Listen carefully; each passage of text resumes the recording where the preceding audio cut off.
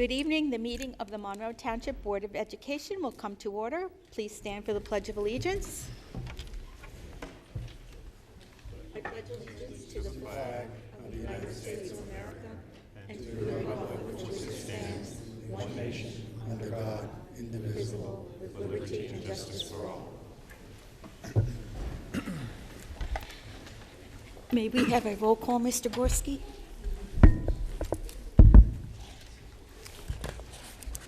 Ms. Antelis. Here.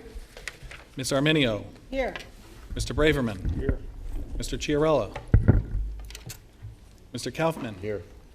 Mrs. Koloponowicz. Here. Mr. Nothstein. Here. Mr. Poi. Here. Mr. Prezioso. Mr. Zarneski. Here. Madam Board President, you have a quorum present this evening. Thank you.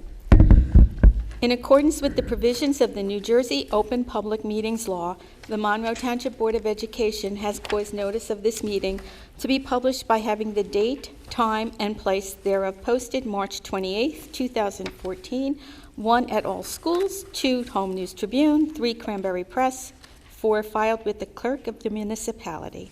And at this time, we will have our student board members' reports.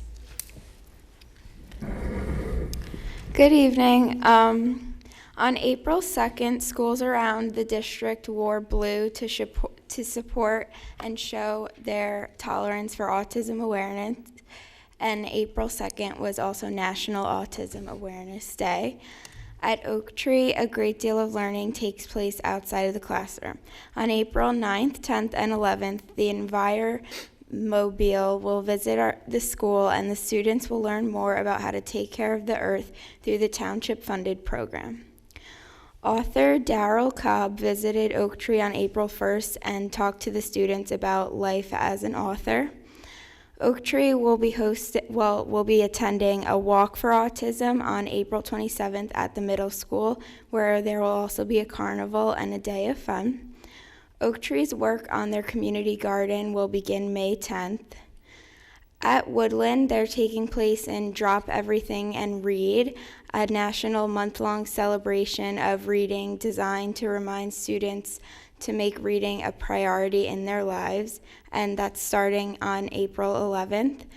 And Tuesday, April 22nd is Earth Day, and Woodland loves to celebrate this time. Mr. Reinhold, the PTO, and his students will be preparing an environmental center for planting crops. Good evening, ladies and gentlemen. The schools will be closed on Monday, April 14th to April 21st for spring break. The MTHS Drama Club will be performing The Wedding Singer as a spring musical this year. Performances will take place from April 24th to 26th at 7 p.m. and April 27th at 3 p.m. Come see the show and support some of the best performers in the school. It's going to be amazing, I know it. A Monroe Staff versus Monroe Police basketball game will take place on Tuesday, April 22nd at 7 p.m. in the MTHS gym to support Mikey Nichols. Come donate $5, watch the game, enjoy food, prizes, and the halftime hoops contest. And the NJ Ask testing will take place in the middle school from April 28th to May 2nd. Thank you. Thank you very much. This time we will go to number 6 on our agenda, the Henry Rickless Holocaust Memorial Committee, and I'm going to turn it over to Amy Antelis. And I'm actually going to turn it over to Dave Rothman, who is the chairman of the Essay Committee. Thank you all. Pleasure to be here once again. The Henry Rickless Holocaust Memorial Committee's mission is basically to promote Holocaust education, that the goal that this tragic historical event never gets repeated. I've been coming here now 4 or 5 years, and each year I say to you something like, we've topped last year's, I don't know that we could ever do it again.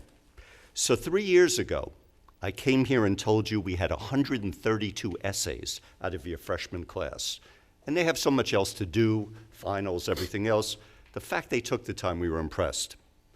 And then the year after was 160. And you know, we know it's going to come at some point, it's going to reach a number where we're going to be lower than the year before. But that's not this year. 232 of your entire freshman class took the time to write essays. We were amazed, blown away, and had a lot of work to read through all those essays. Number were really outstanding. We have 11 winners that we just felt were flawless, and it was hard to fathom the sophistication of these 11 freshmen that we have. I've asked one of the students, because I've been told you have enough time for one reading, so I've asked one of the students to read her essay, and she's here this evening, and right after we'll give out the awards. And I'm sure I'm doing this wrong, Urvashi Sarkar, would you please come forward?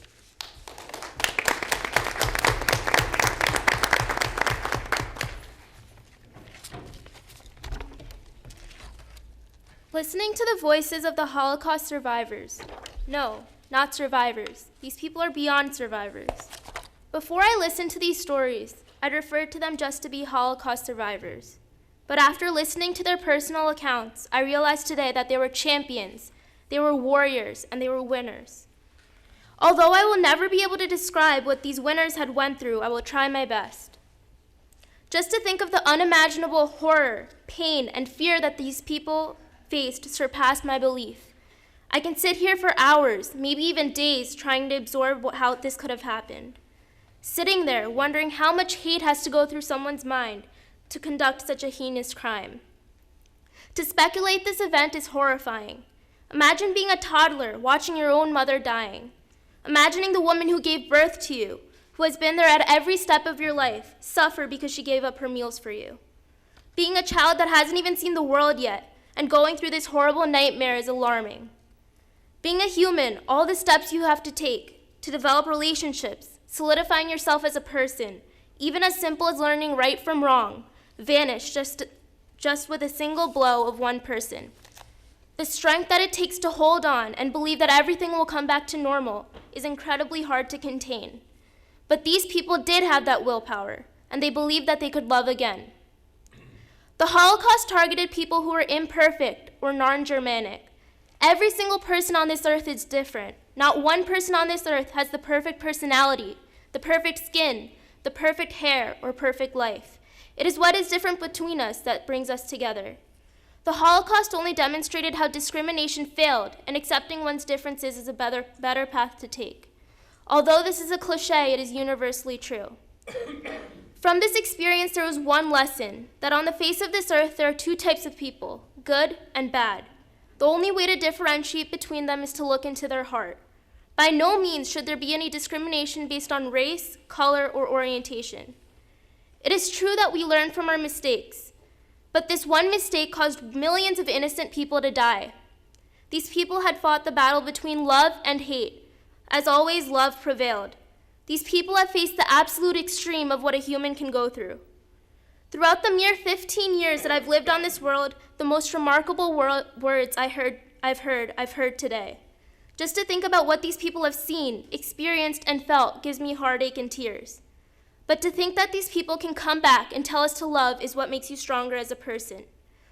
You would imagine that these people would have become cold-hearted, stubborn, but instead they are happy to share what had happened and pass on the lessons to our generation today. These heroes, these warriors, and these winners have built up a wall that had once been destroyed. They have learned to love again, they have learned to forgive, and also to trust, but they have learned to never forget.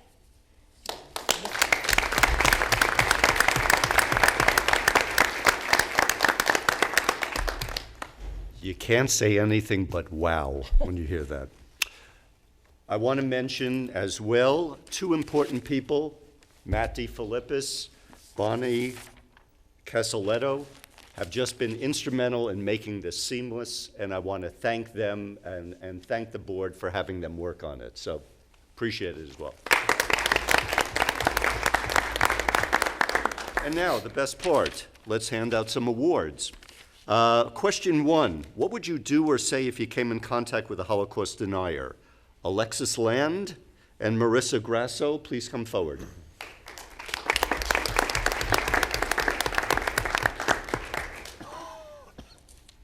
Thank you.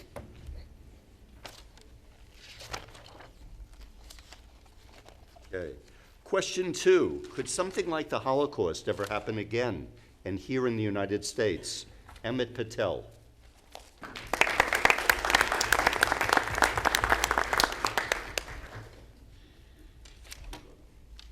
Thank you. Question 3. From what you learned today through the survivors as eyewitnesses, have you shared this information with other people, and what was their reaction?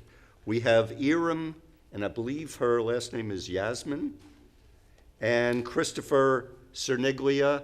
I believe his brother is standing in for him. Thank you.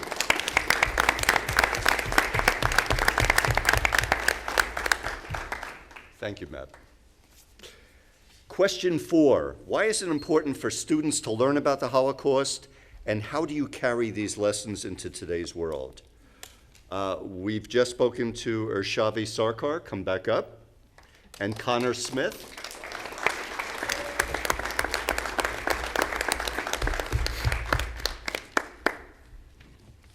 Seems to be a popular question. We also have Saeed Shah and Karan Randhawa, and I'm sure I'm messing that up. But thank you. We also have, same question, Sarah McGrath and Gina Albergo.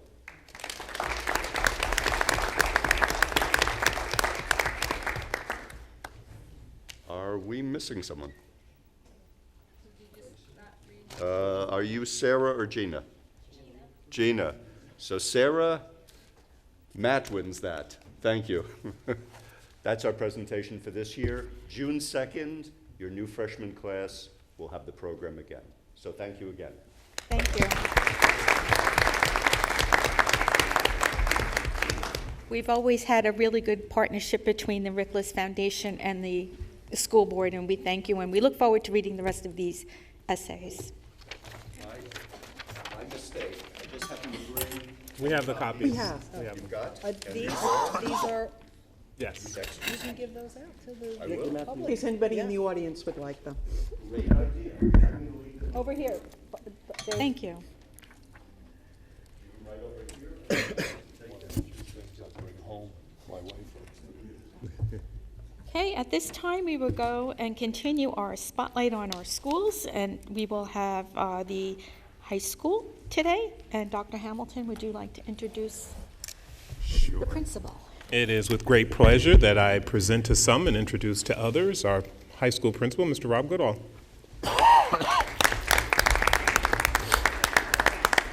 Thank you very much. Tonight is the high school's turn to showcase our students, our programs. In the past, we've been here highlighting our AP courses, student outcomes, our AVID program, the one-to-one iPad initiative. I thought this year we'd do some things a little differently. I worked with the students over the course of a couple of weeks. All of this is student-produced with the help of Mr. Haladik. I just followed along their cues and tried to do it in one take. But we're going to have a video that highlights a lot of the elective courses that our new facility allows us to do for students and interacting with the teacher and the students. But first, our greatest resource is our students. So we're going to have a student performance, and I'd like to bring up Mr. Bob Burns, our drama director, to set the stage for what you're going to see.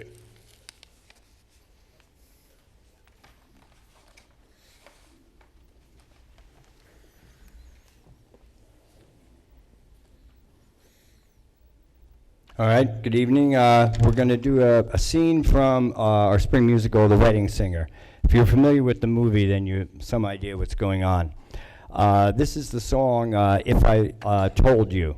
It takes place in the second act. The main character, Robbie, the wedding singer, has been in love with Julia. Julia's engaged to marry Glenn. Julia really has realized that Glenn is a jerk, and she loves, actually, Robbie.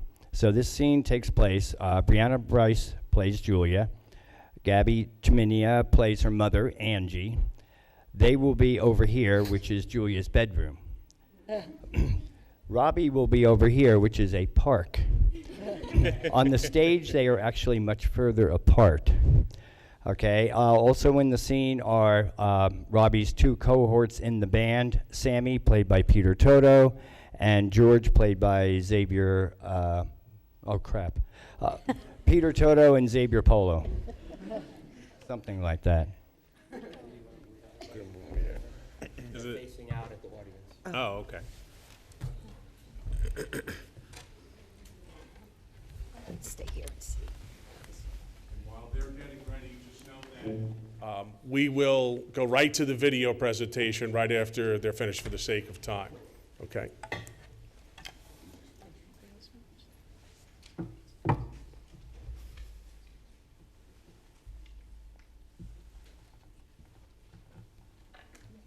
Good evening, everyone.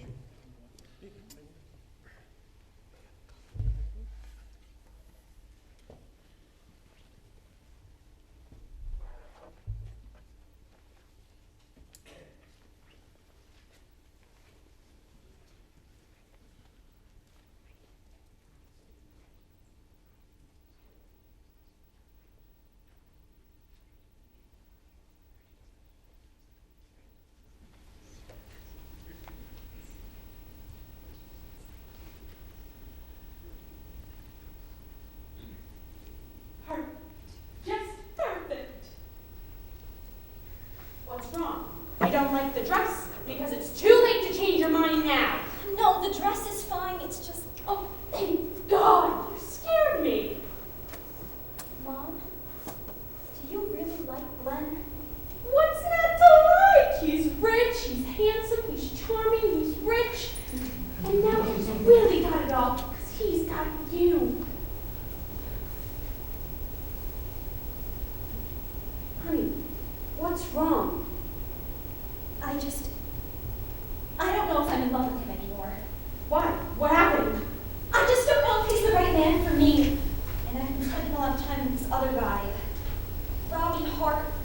The wedding singer? You're thinking of leaving Glenn for the wedding singer? I don't know what I'm thinking. I'm confused. I know, sweetheart. You're just getting cold feet. It happens to every bride at some point. It happened to me. Of course, I should have run screaming down the street instead of marrying your father. But Glenn, he's different. He's a keeper. You're gonna marry Glenn on Saturday, and you're gonna love him. And everything is going to be wonderful. You know what'll make you feel better? Your veil. I'll be right back, sweetheart.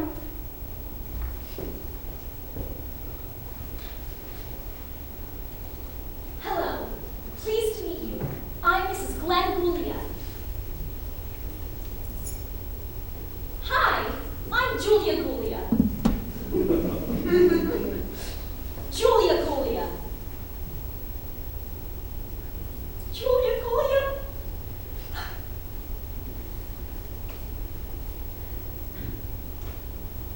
Hi. Nice to meet you. I'm Mrs. Robbie Hart. Robbie and I are so pleased that you come to our wedding. Don't worry about her reaction, man. Just go full kamikaze. What's wrong? Look how happy she is. I can't ruin her life. I have absolutely nothing to offer her. Word. Come on, Sammy.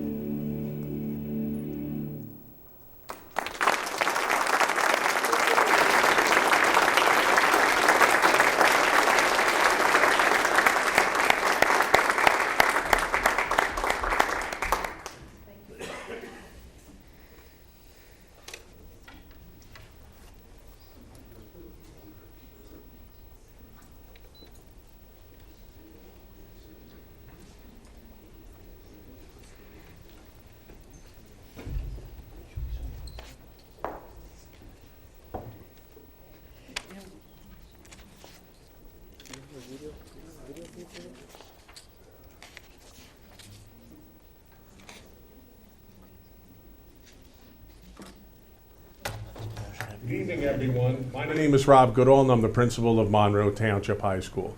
First of all, I'd like to thank Mr. Burns and all of the actors and actresses who took the time out tonight to give us a sneak preview for our spring production. Let's give them one more round of applause. Here at Monroe Township High School, we celebrate student success.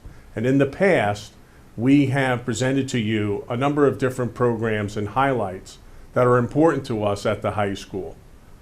We have presented to you in the past our iPad one-to-one initiative, our AVID program, the extensive AP course selections for students, our overall student outcomes, and many, many other co-curricular and athletic activities. Tonight, we wanted to focus on something different.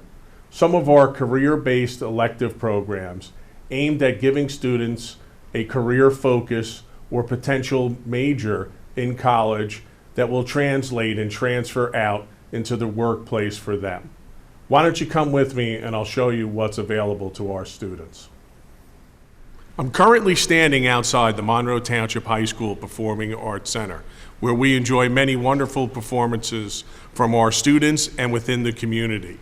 Today we are going to look at the activity labs that were constructed within our new high school for students to enjoy career-based and focused career opportunities. So I'd like you to follow me now, and let's go check out our engineering and design lab, as well as our construction lab. I'm standing here in the construction technology classroom, an activity lab.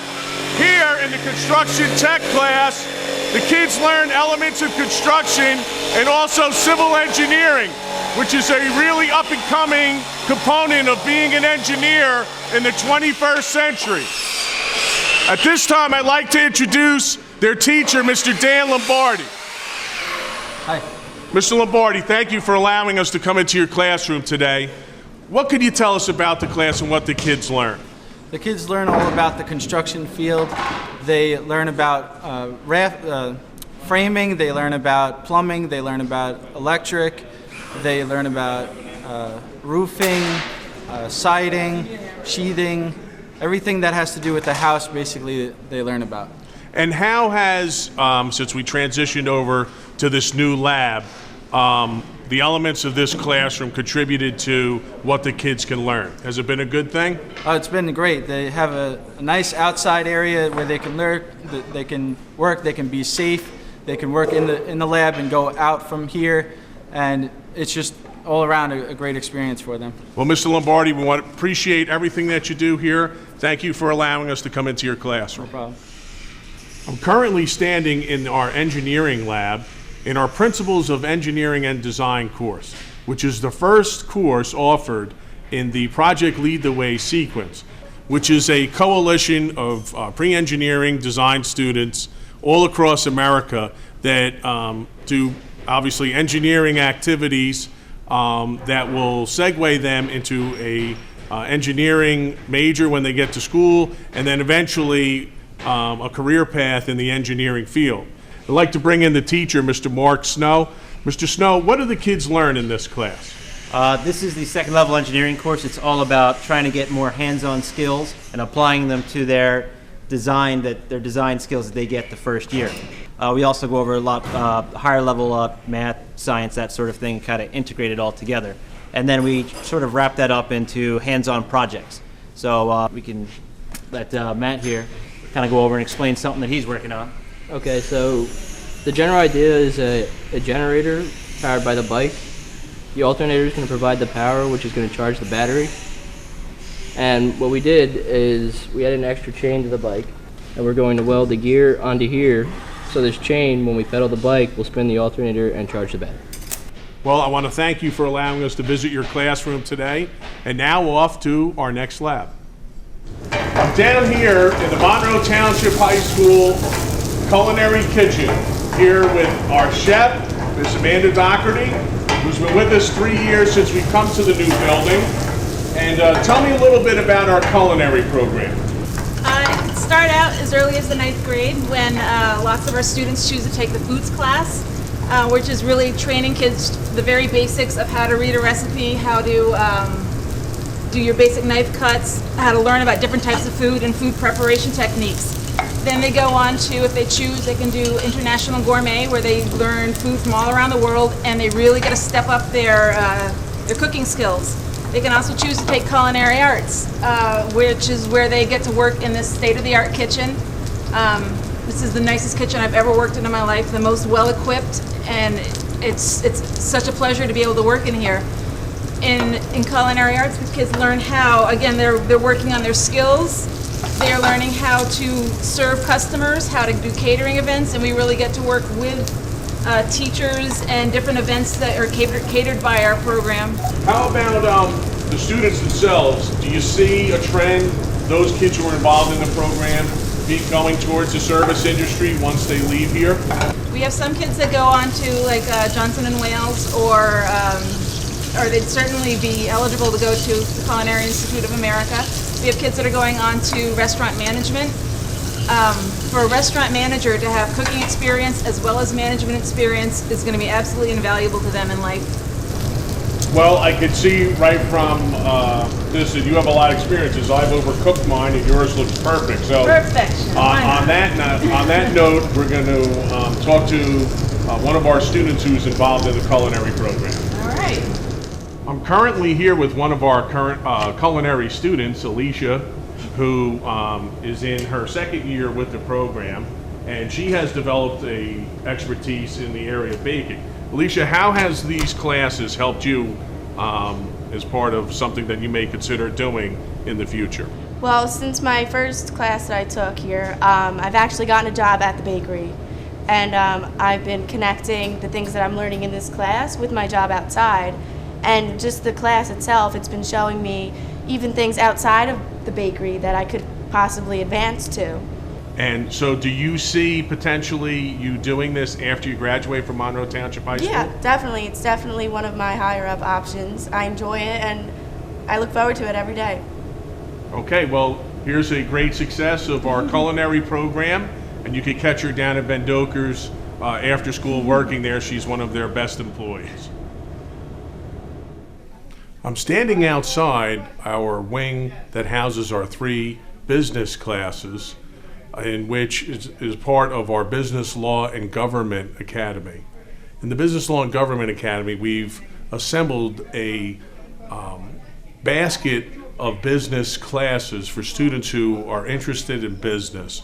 Not only are students required to take personal finance and economics as part of a requirement to graduate, we also offer a number of electives in accounting, business law, finance, entrepreneurship, and for the first time this year, we are offering AP Economics as kind of a capstone economics class for potential business majors and future entrepreneurs as they exit Monroe Township High School.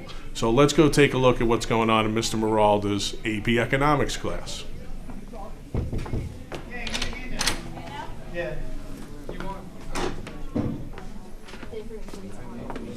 Hi, Mr. Meralda. Oh, hi, Mr. Goodall. Thank you for allowing me to come into your classroom today. I kind of set the tone of what I was going to talk to you about when I did the opening outside your classroom. So we're in your AP Economics classroom, and I know this is the first year that we're offering this. How did that develop, and what do the kids do in this classroom that will help them as they transition out of here? One of the things we've noticed over the past few years is how the enrollment in business education classes have increased substantially. So one of the things we've also done within our department, along with our supervisor, Mr. Mealy, is take a look at ways we can continue to accommodate this desire to study business education at the high school, but also in a challenging way. And the first thing that obviously came to mind was we offer AP classes. And when trying to decide in what way we would offer that AP class, we looked at what would be the most beneficial to students at the collegiate level. And economics obviously was the first class that came to mind because one of the things we've always believed is that economics is the foundation for all of business education. Well, Mr. Meralda, I want to thank you for allowing us to come into your classroom today. And I want to again point out that Mr. Meralda does a great job with this course. We're very, very proud of him in particular because not only is he a great teacher here, a very popular teacher, but he's also a graduate of Monroe Township High School who came home to be a teacher here and also a coach. So thank you for all you do. Thank you. Good afternoon, guys. Mike Pascal is going to be the spokesperson for this group. So Mike, what are you doing with this particular project? Well, today we're working on a review project for monopolistic competition. We just finished our, I think, chapter 11 it was, and at the end of every chapter we work on a review project so that we can refresh our memory before the test next class. He splits us into a couple groups and we all get a different topic. We got monopolistic competition. Okay. So, and how do you feel so far? I know we're about 3/4 of the way. AP Economics, different level in terms of rigor and challenges as opposed to some of the initial elective courses you took? Yeah, it's definitely more challenging, but like it's a faster pace and stuff, but you learn more and I think it'll help me in the future. Okay. Mike, thanks for talking to me today. I'm currently here in the fashion design classroom with Mrs. Pamela Valvano, who spearheads the fashion design and merchandising program here at the high school. Mrs. Valvano, thank you for spending a few moments with us. Since we moved over to the new high school, how have you reconfigured our fashion design and fashion merchandising program? So since we've been here, it used to be called Clothing 1 and Clothing 2, and now we changed the name to Fashion Design 1, Fashion Design 2, and we've also added a third class fashion merchandising for those students who are more interested in not just the sewing aspect of fashion design, but also the business end of it. And since we've moved over here, do you see more interest in potentially your students going on to college to study fashion merchandising and design? Yes, since we introduced the new class, we actually have 2 sections this year, and also I have about 5 students going on to FIT next year. Well, I want to thank you for spending a few moments with us, and we're going to talk to a couple of your students as well. Thank you. We're standing here with 2 fashion merchandising students, Julia and Danielle. And Danielle is actually our 2-year student council president. But I want to ask you, in terms of fashion design and merchandising, how has this program helped you, and what are you going to do with what you learned here when you leave the high school? Well, taking Fashion Design 1 and Fashion Design 2 really helped me get a background knowledge of creation of garments, and it helped steer me to the business side of fashion, knowing that that's what I wanted to do. And then the fashion merchandising class really helped hone my idea of what the business side would entail and what I wanted to do in college. Fashion design and merchandising really do go hand in hand, so I'm glad that I took both classes and took them for 2 years. And it did exactly what Danielle said, helps you kind of find exactly what you want to do. So Ms. Valvano's expertise and experience in working in that field really comes into play when she's working with you ladies? Yes. I think that her knowledge about FIT and colleges for fashion really helped guide us into doing what we wanted to do in the right school to go to for that. Yes, I would second that. During the college process, if we had questions, we could always ask Ms. Valvano, and she knew a lot about FIT and also about life in the fashion industry after college as well. Well, certainly, not that I know from experience, but from what I've heard, FIT is the place to be in terms of the fashion world. So congratulations to you ladies, and Mrs. Valvano, thank you for continuing to help our students. Our next segment brings us to the Falcon's Nest Preschool, long a staple of the elective course offerings here at Monroe Township High School. For over 30 years, pre-K students from within the community come to work with our high school students in a classroom setting. Our students often envision themselves eventually being elementary school teachers, and the program has been a great success, and we added a 4th year, which includes teacher mentorship. Within the mentorship, the students go out and work with our elementary students in our elementary schools. But today, let's see what's going on in the preschool. I'm sitting here with 2 of our Monroe Township High School students, Jordan and Raina, and they are part of the Working with Children program. Ladies, thanks for giving me a few minutes. This is almost the end of your first year in Working with Children. Why did you join up for this class to begin with? Well, I took it in case I want to go into a career of teaching and to know the basic needs of children and how to help them when I grow up. I took it because I wanted to be with kids and just to like get a taste of teaching. And we're almost at the conclusion of the school year. How has the program helped you, and what have you learned during the course of the year? Well, now I know how they actually like their skills and like what they're able to do, and now I know like them better, and I can help them in future references. Like what Raina said, you just get to deal with them and just know how like to act. Okay, well, I appreciate you taking your time. I know you want to get back to your students. They're currently on the playground. I might go out there and go down the slide. I'm standing here with Mrs. Rosati, which is Susan Rosati, who was recently named our Teacher of the Year for the year 2013-2014. Congratulations. Thank you. And she does a wonderful job with our preschool program. We're standing outside here on the playground while the kids are playing off on the slide. Can you tell us a little bit about what the program is about? It's actually a 4-year program that we have that the high school students can participate. The 4th year is actually where they go out to the elementary schools and work with a mentorship teacher. And the other 3 years is where we have the high schoolers work with actual preschoolers, where we teach them child development, usually up through about 5 or 6 years old. And then we also teach them how to be teachers, so that we've actually had some students here become teachers in Monroe after they've graduated college. Well, this program has been a staple here at the high school for over 30 years, and we hope that it continues beyond in the future. Well, thank you, Mrs. Rosati, and again, congratulations. Thank you. It wasn't your turn. On behalf of everyone here at the high school, I just want to thank everyone for allowing me to present tonight, and for you to spend some time seeing what our students enjoy every day and all of the exciting labs and classrooms that are a part of our career-based elective programs here at the high school. I want to give a special thanks to Mr. Holotic and students in his TV production class for assisting me in producing this video, as well as Mrs. Pepe and her students for some of the special effects that were part of the video as well. It was a lot of fun in making that. I want to thank you again for allowing me to show off what we have here at the high school, and have a good evening.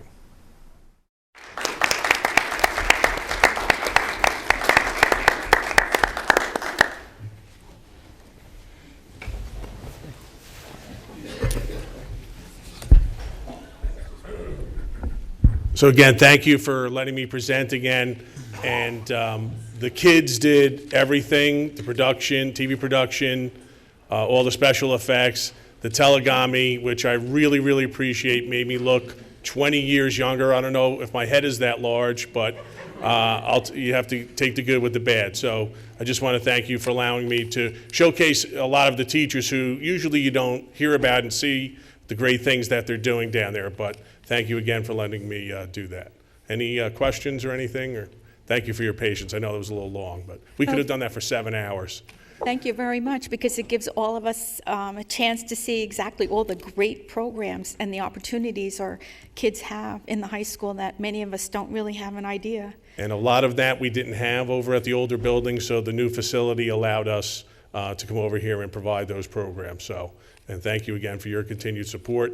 One more thing, the 24th, 25th, and 26th at 7 o'clock, the Wedding Singer, and a matinee on Sunday, the 27th at 3 p.m. Those kids were amazing. Their kids are amazing. They were amazing. That's why I brought them here. I think we'll all be out there to see them. Okay, thank you. Thank you, Rob.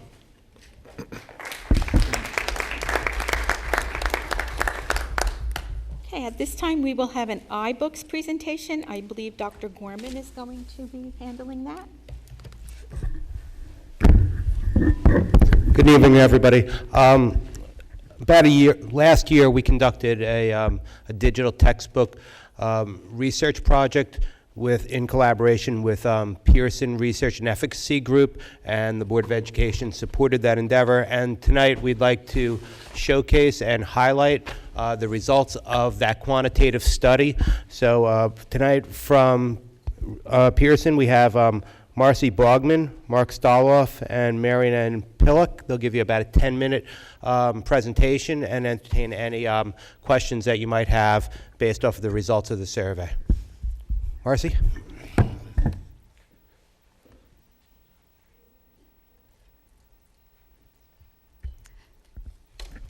I am short, so let me figure this out.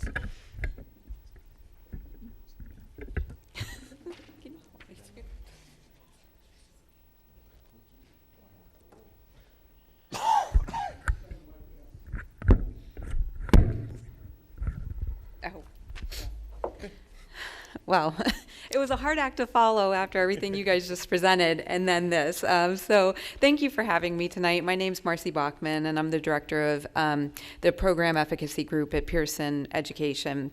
And I was very pleased and grateful to partner with you all last year during the 12-13 school year to examine the iBooks biology program.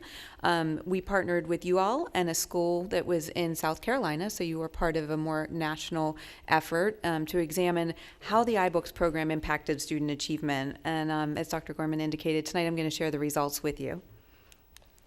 So the goal of the study was to look at whether print biology programs had a differential effect on student achievement, motivation, and teacher and student feedback when compared to an iBooks biology program. If you're not familiar with the iBooks biology program, it is, this one was a Pearson program. It's the Miller and Levine book that was available through the iBooks format in partnership with Apple. And so we had two teachers that participated in the study, Ms. Lambiese and Ms. Bruno. They were fantastic teachers, by the way, and they each selected one section of their students to use the print biology program that you're currently using, and one section of their students to transfer to the iBooks biology program. They chose that over the summer, and so the students began the school year with their respective curriculum. In every way that we could make it possible, the student populations were similar to each other so that we could determine the impact of the different presentation style of the content versus having other things that would impact student achievement. We wanted diverse populations, so we partnered you all with a science and technology charter school located in South Carolina, where we had a teacher that had a very different student population than you all that participated in the study. And because of that, I'm going to present the results that I found for just your population, and then the results I found for your population combined with the South Carolina school. So the first question we examined is, does the presentation style of iBooks have an impact on student achievement for just the Monroe students? And what we found was that indeed yes, and it was a statistically significant effect. So if you look at the kind of light orangish colored bar, it indicates the 52nd percentile on a Stanford achievement test that was taken at the beginning of the year by all of the students. So we use a Stanford achievement test because it's a nationally norm referenced assessment that assesses general biology content and is fair for any type of program that's being offered. And what we found was that overall in Monroe, the biology students scored at the 52nd percentile. At the end of the year, the students who had used the print condition stayed at the 52nd percentile, and the students who had used the iPad had moved up to the 60th percentile. So if you're not familiar with percentile ranks, it does not mean that your students in the print condition did not learn. It just means that they did not learn any more than is typical that you would experience over the course of the school year. However, the students in the iBooks condition had learned significantly more than you would expect over the course of the school year, and so they were able to increase their percentile rank by 8 points. This was a statistically significant effect, and in education it's quite meaningful because, as you can imagine, it's difficult for students to change percentile ranks over the course of the year unless they're doing something different. So they're doing something different to impact their learning or their education status so that they're able to grow their knowledge above and beyond what you would expect. We also found this when you looked at the entire study sample. So this is you all combined with the South Carolina group. And the reason I'm showing you this is so you can tell whether this is your local trend or this is a larger trend perhaps. And what we found again was that students who use the print biology programs, actually when you're combined with the South Carolina students, they saw a slight decrease in student achievement. So what we did was we equated the groups at the pre-test and we're just looking at post-test scores. So while your students didn't see any decrease in achievement in the print condition. The South Carolina folks actually did. And the students using the iBooks had the significant higher post-test scores at the end of the school year. So we saw a local trend as well as a national trend favoring the iBooks presentation style. Student motivation. We had a biology motivation questionnaire that we gave to students at the beginning and the end of the year because we've heard that high school students over the course of the year can become bored sometimes with their curriculum or content, and we were wondering if the more interactive features of the iBooks would enhance student motivation. And what we found was that in Monroe, the print biology students showed a slight decrease in motivation from pre-test to post-test on the biology motivation questionnaire, where the iBooks biology students' motivation stayed the same. We also found that if you had equated the beginning of year scores for both the print and the iPad or the iBook students would have had a significantly higher post-test score than the print students. And so we were talking to your teachers and trying to figure this out, and what they shared with us is that indeed the interactive features of the iBooks did help to retain student interest and engagement, which ultimately we believe may have impacted how they responded on a student motivation questionnaire at the end of the year. And we saw a similar trend at the national level when we included the South Carolina group. So the print students had a decrease in motivation. The iBook students had a slight decrease in motivation, but it was not statistically significant. And at the end of the year, all of the iBook students had a greater post-test score. We wanted to look at subpopulations because we know that we need to serve all children equally well. And so we did look at subpopulation differences on both the SAT-10 and the motivation questionnaire, and we found that the only place where we had large enough sample sizes at Monroe was with gender and ethnicity. And so males and females, whites and then non-white students performed equally well on a Stanford Achievement Test, meaning it served all of those cohorts of students equally well. Sample sizes were too small to look at differences between ESL and non-ESL students or special education versus non-special education, but we did look at that nationally, first we looked at ESL and non-ESL for motivation at Monroe specifically, and what we found, as you can see, is that ESL students in the iPad group actually had a significant increase in their motivation from the beginning of year to the end of year. Now, keep in mind, this is a very small sample size, but we were able to see a significant increase in their motivation from beginning of year to end of year, compared to the print group, where you saw a significant decrease in their motivation from the beginning of year to the end of year. When we interviewed not only your teachers, but I'll present the national results shortly, we found that the teachers were saying that the interactive nature of the iPad was helpful, but also that individualized experience with the iPads was extremely helpful for ESL students. So they were able to seek out additional assistance without having to raise their hand or call attention to themselves within the classroom. And that was a very powerful motivator for them, and it also ended up helping them stay engaged and motivated throughout the year. And then when we looked at the national population, this was amazing to me as a statistician, as a researcher, because I never see this. ESL students who use the iBooks perform significantly better than their ESL peers using the print biology programs. So on the right-hand side, our iBook students ended the year with a ranking of 64 percentiles on the SAT-10, whereas the print students ended the year at a 45th percentile. However, what was really amazing to us is that the ESL iPad students significantly also outperformed the non-ESL students. And so there is something very special that's happening with ESL students and the iBooks presentation style. Frankly, we don't know what that is yet, because all we've been able to do so far is interview your teachers and the teachers in South Carolina and just try and delve into this a little bit more.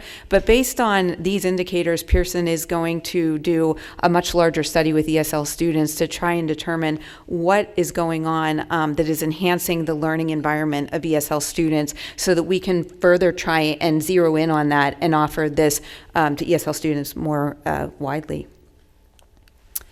Student motivation was impacted by usage of the iBooks when examined by attendance rates. So generally what we found is that there's a negative correlation between number of days missed and the total motivation questionnaire for the print condition. So as students in the print condition missed more classes, their motivation continually decreased. However, we didn't see that negative correlation with the iBook students. And so again, during questioning, we found out that the iBook students were able to keep up with their coursework, specifically students who were out on long-term medical leave, because the iBooks, we had some teachers, they were able to bring them in via FaceTime, via Skype. They were able to send the content home to them easily. The students could basically have access to all of the content and the lectures while remaining at home. So this seems particularly powerful for students who have to have frequent absences or may have long-term illnesses. And we saw the same sort of trends whenever we looked at the national study sample. So this is, again, something that we want to look at in terms of offering additional exposure to students who are dealing with medical difficulties. Although we are focusing on the quantitative results because, frankly, they're the ones that I can speak to most powerfully, we did have some qualitative findings we wanted to share with you. We asked, oh, my heading got cut off. We asked the students in your iBooks classrooms to give a one-word description of the iBooks. And the word that they most frequently used was interesting. So the words that are bigger and bolder are the words that are most frequently presented to us. And so as you can see, they thought that the iBooks format was very interesting, challenging, informative, exciting, boring, easy, and then a multitude of other things. What we also asked was their favorite iBooks feature in one word, and most of them noted things like the pictures or the videos or highlighting, and these are all features that are unique to the iBooks in the sense that the pictures are interactive. You know, you can like zoom in on a picture, you can zoom in on a video, you can stop it, you can pause it, you can fast forward, you can do all sorts of things that you're not able to do with a print condition, and so we noticed that those are the things that were called out most frequently as a favorite feature by iBooks students. And then we asked if they preferred learning with an iPad or a print book, because all of these children, of course, have had exposure to print books, and the majority, around 88%, preferred the iBooks. However, the 12% that preferred the print book typically said they didn't like having to charge it, they liked the physicality of a print book, or it was easier to find a page. Of those that preferred the print or the iBooks, there were things that they liked, like the iBooks features, again, the videos, the pictures, the highlighting, or the physicality. A really popular answer we got was that it's not heavy and everything is in one place. So biology books tend to be quite burdensome, and this made it very easy for them to access their content.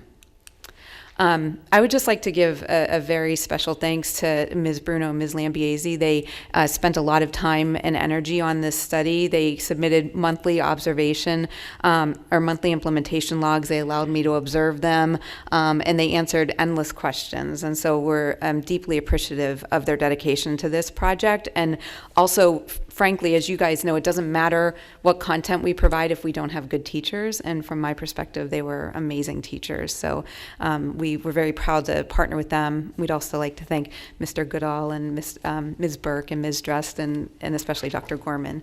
And you all approved this, so if you don't remember, I'm just going to give you a big thanks now and say it was a pleasure to work with you and your colleagues. Do you have any questions? How many students altogether were in the national study? In the national study, there was almost 300 students. And so that extended beyond New Jersey and South Carolina? No, you all contributed, I think, around 150 students, and the South Carolina site contributed around 150 students. Okay. In one of the slides, it looked as if there were only 3 students in the ESL here at Monroe. Did I misunderstand that? Oh, no, you did not misunderstand that. You had a very small ESL population here, which is why for the achievement, we didn't want to disaggregate, for just the Monroe. We had, overall, the ESL sample was only 12 students for the entire study sample, so it was quite small. That being said, because we had used the quasi-experimental design, and we had seen such a strong trend, we felt that it was A, worthy to note, but B, worthy of further exploration with a larger sample size. Okay. Yeah. Thank you. Mm-hmm. Mr. Kaufman? Thanks for coming out. Sorry. Yeah. I don't think I'm ever going to lose this cold. Having a publisher of iBooks is very important to come to a school district because we get to ask questions. Sure. And knowing that your cost to market as we move forward in time with the iBook platform is going to at least cut your costs 80 to 90% because you don't have to print paper anymore. I'm going to expect as a school district that we're going to see, well, maybe not 80 to 90% drop in cost of the material, because you know I understand that you're going to need to have licensing and all this other stuff. Sure. But what I want you to keep in mind is I'm also a big fan of using the public domain for a lot of information as well.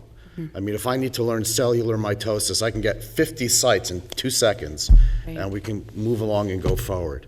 So if you can take a message back to the Obergoobers back at Pearson, keep in mind that we're very cognizant of being able to not only use iBook technology, because we know the modality is going to work and the kids are going to gravitate to it. We just want to make sure that you keep in mind that we're very cost conscious, that we know that the technology works. If you want us to keep buying the books from you guys, we need to start seeing costs start to drop, because we know that this is going to get popular. More districts are going to go here, and your costs are going to drop. So we need to get some of that. Yeah, absolutely. Just, I appreciate the candor and the feedback. We do collect this type of information as the research division, so we can present it back to our directors, and so I will certainly share that and make sure that they know it's critically important. Thank you. Ms. Arminio? What would be the frequency of updating the iBooks as opposed to the print book? That's great. Do you mind if I ask my colleague? I just represent the research division, so my colleague Mark will be able to answer that for you.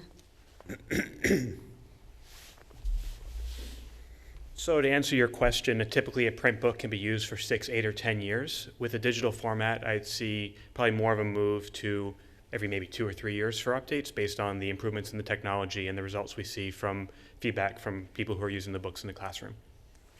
Okay, so, and it could be more frequently than that if some wonderful technology comes to the fore. Like, can you do it midstream can you add to an iBook during the year? We're always considerate of the school year, so if we're going to make a big change, we try not to make it between September or May, or even between August and May.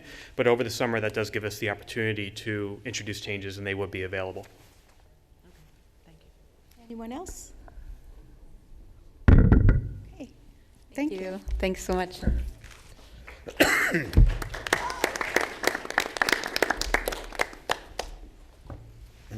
Hey, we have one more presentation.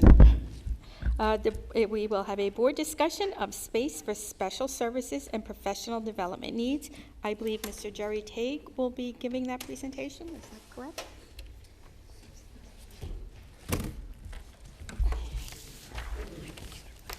Mr. Tague is our Director of Facilities. Good evening, everyone. To provide an overview of where the district stands, the board currently has a lease with Mobile Lease Modular for the trailer building located at Applegar School. It is made up of 8 classrooms, storage, and toilet rooms. It's a 5-year lease that expires this summer.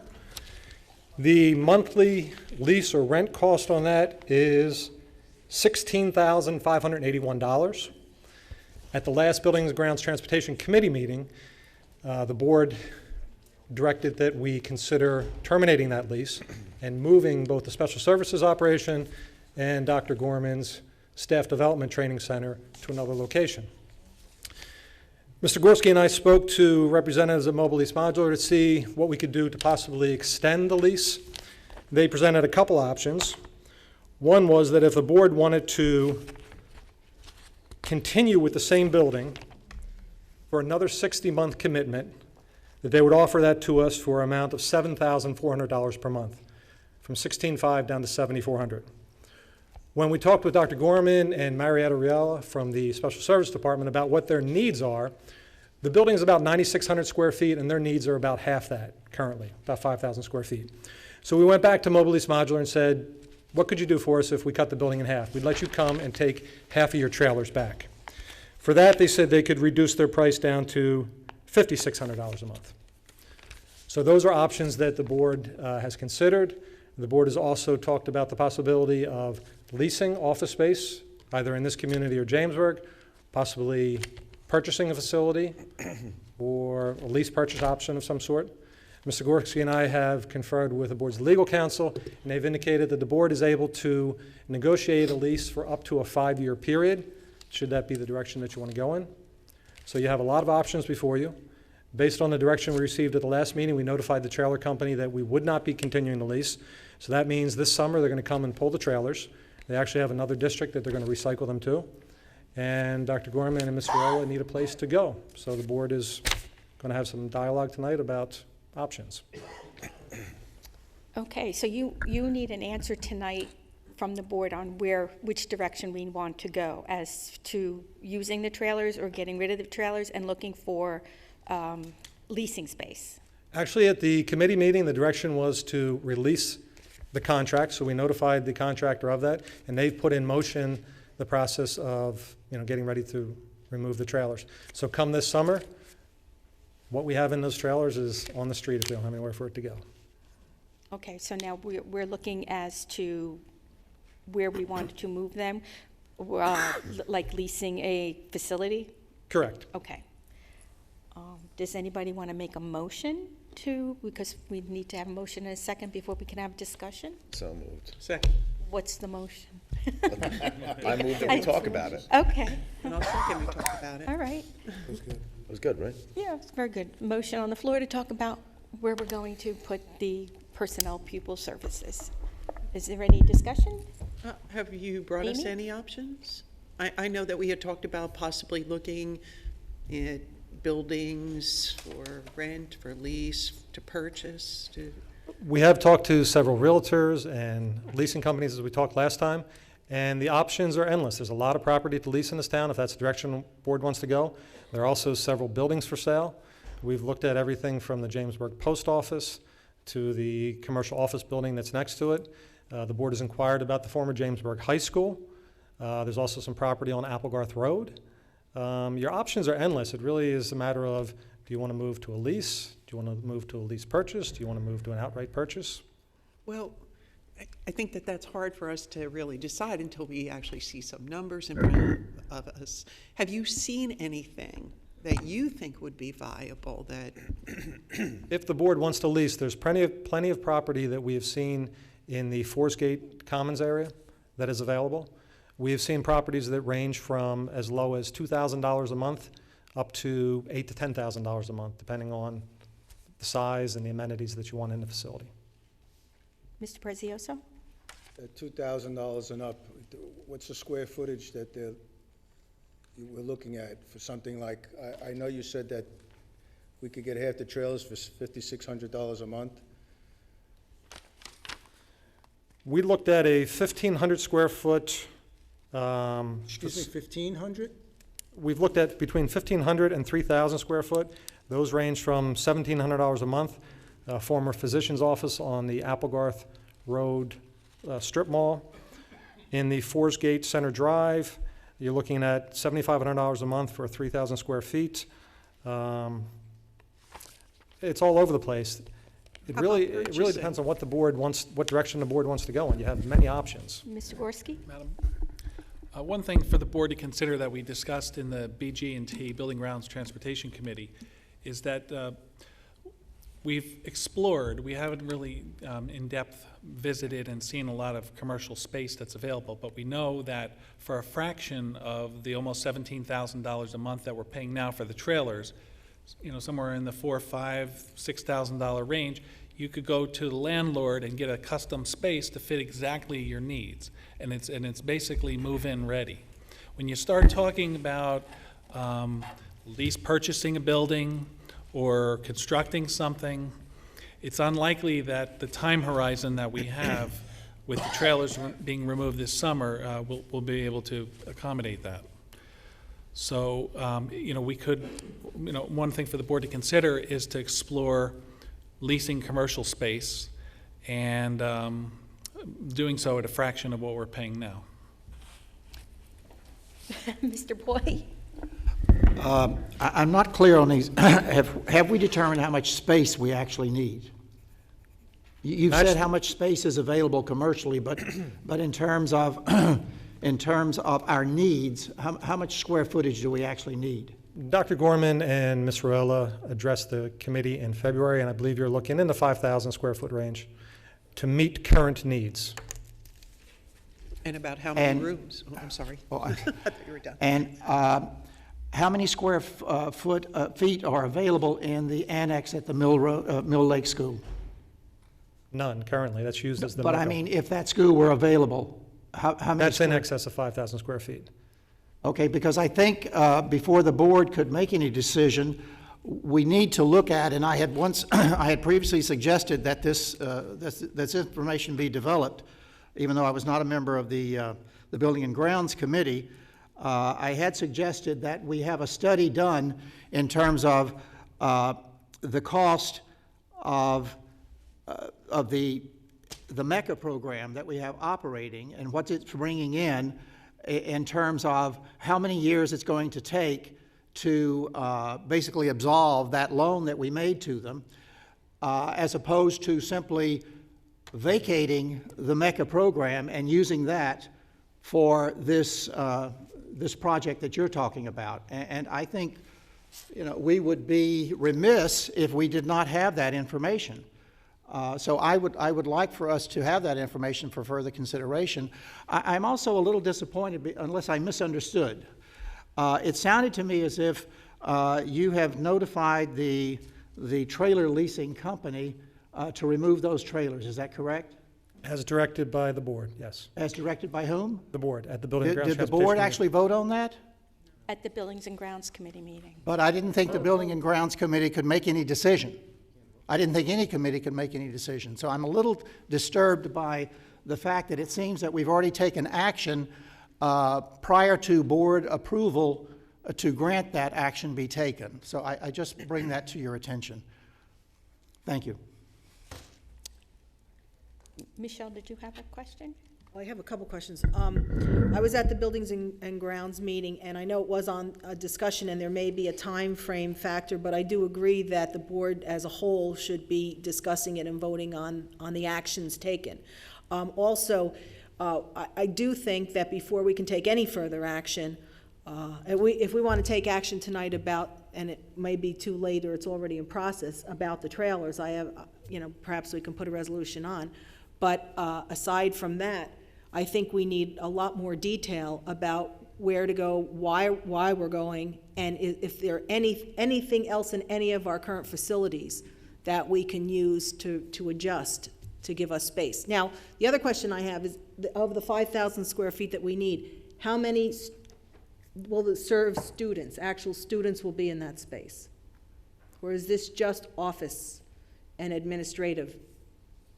I'll defer to Dr. Gorman on that. I don't know if children ever... The professional development is for all of the teachers, continuous adult learning throughout the year. So those are ongoing throughout the year, ranging from first-year teachers to mini courses to workshops, from out-of-district and in-district trainings by supervisors, principals. So that's an ongoing platform. But that would suffice with like a conference room type, correct? We currently have 2 classroom setups with 6 tables of about 4 circular tables, 4 chairs, and the appropriate technology, and an office space for the staff developers, and a refrigerator and water, and basic needs there, and a bathroom. And then Ms. Ruella, I think, Ms. Ruella's services are, you can speak on that, or Marietta? I certainly think it's time to get rid of the trailers. It's for sure time to do that. Good evening. For the pupil personnel service, we have residency, which holds our person and lots of information and files, and we do have parents who come daily to that. We have 4 team members, 4 secretarial and staff, myself and the supervisor that in-houses that. I would like to just say the importance of this move deals with compliance with all the issues that go through PPS office, because it's so many pieces that, besides special education, we have residency, we deal with homeless, we deal with 504s, we deal with out-of-district students. So this is an ongoing office. So the thought of this move for July 1st and not having a place would be a tremendous burden on all of those areas that are housed within PPS. Okay, so, Ms. Sorry, Antelis? I just have a couple more questions. So at 5,000 square foot, about how much do you think, an estimate, the lowest estimate per month? $3,000 a month, possibly. Okay. As compared to what we were paying with the trailers, which was about 16, you said, $17,000? For twice the size. If you wanted to go with that same comparable with the current trailers, the offer that Mobile Lease made was $5,600, $5,604. So it's a savings of $5,600. No, I'm talking about what are we paying per month now for the trailer? $16,500. About $16,000. So to go somewhere else at $3,000, that means we're saving we would save about $13,000 a month. Correct. Correct? Okay. What I don't understand is why would we end the money-making MECA program and not just go and save the $13,000 and pay a cheaper rate, still have the MECA program that's a moneymaker? I don't know, I'm just confused about that. I think that we need the space, we need the program. I think that MECA and the other program are going to be bigger moneymakers for us in the future once this loan is paid off. I'm going to let Mr. Gorski speak and then Mr. Prezioso, and Yes, then Michelle. To dovetail on Ms. Antelis' comments, we're going to present at the next Finance Committee meeting a MECA financial statement update for the 7 months ended January 31st, 2014, and there is a profit of $38,882 for the 7 months. To Mr. Poy's comments before about the loan repayment, as of January 31st, the current balance in the loan is about $305,000, so that would take 61 months at $5,000 a month to repay that, unless if that payment schedule was expedited because of improved cash flow. Mr. Prezioso?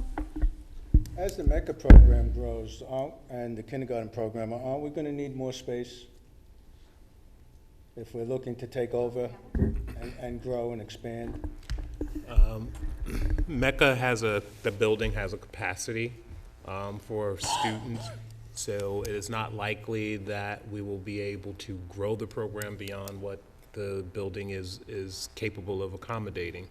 In terms of kindergarten programs, that opens a whole nother discussion that is much broader than Mill Lake or the Annex. Then if that program's going to grow and we're going to make money on that, we should think ahead, and maybe that Annex building is going to be available for human resources again, because we're going to have to get out of that building if we're growing and we're making all of this money. So maybe we should think ahead and say, hey, wait a minute, instead of going out and renting something or keeping the trailers again for 5 years, let's think about what we're doing here. There's a possibility that we might outgrow the Annex building, and what do we do then? Mr. Minio? Well, I mean, has the MECA program reached capacity already? Yes. Okay, so so we're not, I'm sorry. I'm sorry. No, you go ahead. I just want to qualify my Yeah, I answer. can't see you. There's still, I know, I'm sorry. we're having a little. Can't see your mouth. There are still room in the infant room, there's still room. For how many? I mean, what are we talking? I'm not sure. I don't want to, because I'm not sure of the number of cribs that are in there. So it's, again, I have two comments. One, it's not a moneymaker, in my opinion, unless the loan is paid off. I mean, if we want to talk about it's making money, the $38,000, we're talking about, once again, we're talking about operational costs. Is that correct? It's paying its operational costs? Madam Mayor, it's meeting its operational costs and returning a profit above that of $39,000 for the 7 months ended January 31st. Where is that profit going? That $38,000 is going to be used for what? Well, the profit goes to cash, and then the cash goes to pay off a balance sheet liability for the loan to the general fund. Just to the loan? It's just going to the loan, that balance? How much has been paid off since January? $5,000 a month since December. Since December. Okay, and that's a non-mandated program still, correct? I believe so. Okay, and the other thing is when we talk about rentals on private office buildings, the rental may be, are you talking about a $3,000 rental? And then the additional things, like I think they call it triple net, where you're still responsible for paying all the utilities, all of the, and that's in addition, maintenance and all kinds of things. So we're really not just talking about $3,000. We're talking about $3,000 plus all the ancillary costs that goes along with renting an office building or a private building. Is that correct? True, but you also have ancillary costs where you're at the trailer. You pay utilities at the trailer, you Well, pay upkeep at the trailer. Yeah, and the trailer, I mean, conceivably, we wouldn't be paying and again, I'm not suggesting we keep the trailers, but conceivably, we would be paying a minimum. If we're going to talk about weighing the different values, we could use the trailers at $5,600 a month. Sure. We're getting rid of the trailers at $16,000 a month, but the minimally, so if we're going to talk about any savings, we should do it from a perspective of $5,600 a month as opposed to the 16, because minimally we could get. But remember, the 56 is based on half of the trailers that are Right, currently there. and that's all we would need if we went forward with any of the trailers, correct? For the current need, unless Dr. For the Gorman or current Ms. need. Rowley Well, that's needs- what we're talking about, current need, right? Well, the one thing I know is that both pupil personnel services and professional development have been moved so many times that I think it's important to give them a permanent space. And if we continue to leave them in the trailers, that would be fine, but that's only a temporary fix. I agree. Yeah. I think so. But what we're doing, it seems to me, is we're moving very quickly into a place we haven't had all of the details worked out. And I know we have a time constraint, and I think we should move quickly on it, but I don't think tonight's the night to make that decision. Mr. Kaufman, I believe you had a question, and Yeah, I'll go to Mr. Notstein. Okay. Couple of things I just want to touch on.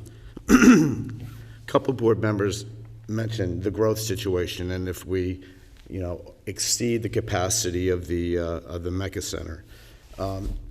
This is not mandated. We control the growth. If we have a capacity, that's the capacity.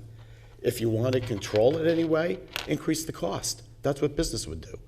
So that's how you're going to get, oh, by the way, you'll be able to get more money to come back, to pay the loan back faster. If you take the MECA program out of the center, then all that money will never get repaid. It'll be a complete loss of funds, right? So there would be no opportunity to get that money to come back. A couple of other things that were mentioned before about time is of the essence, right?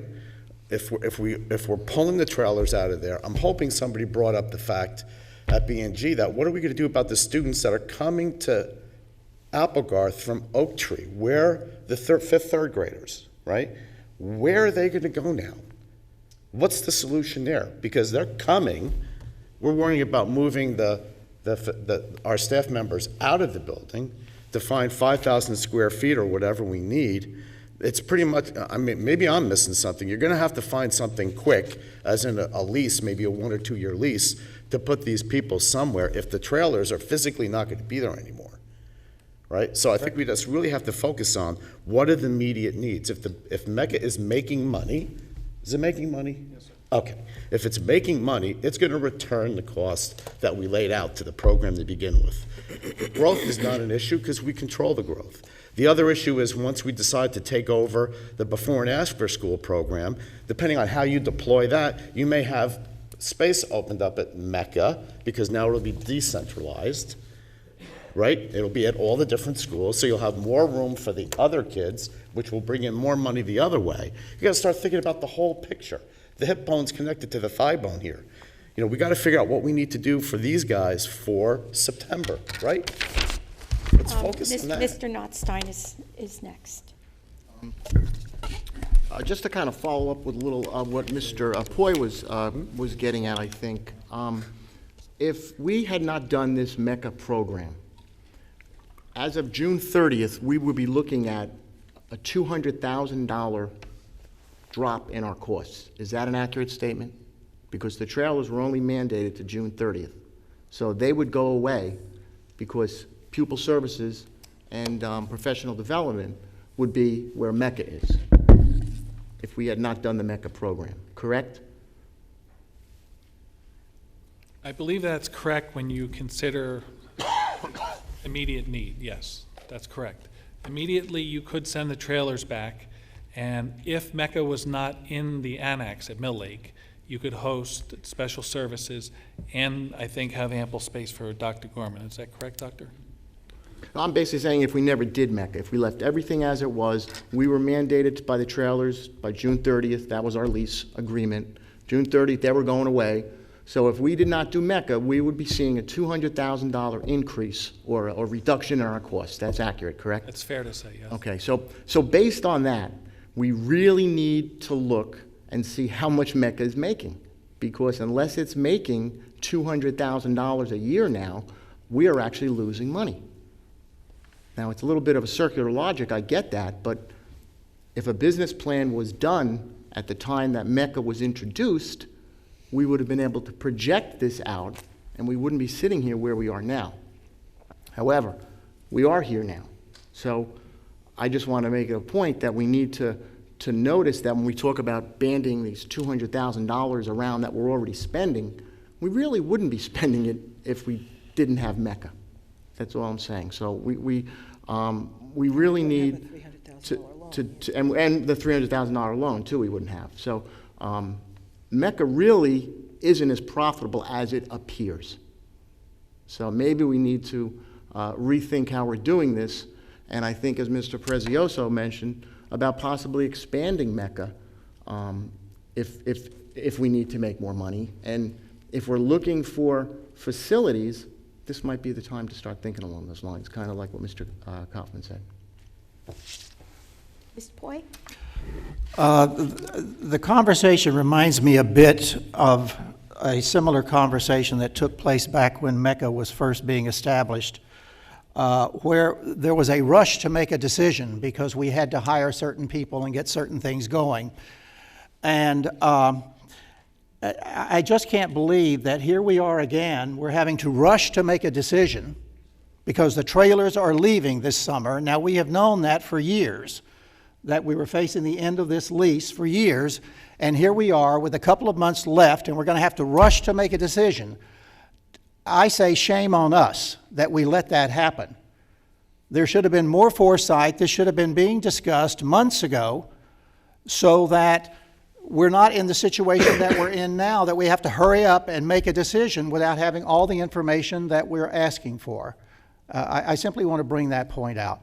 I'm not opposed to the MECA program, and I certainly understand the need for space. But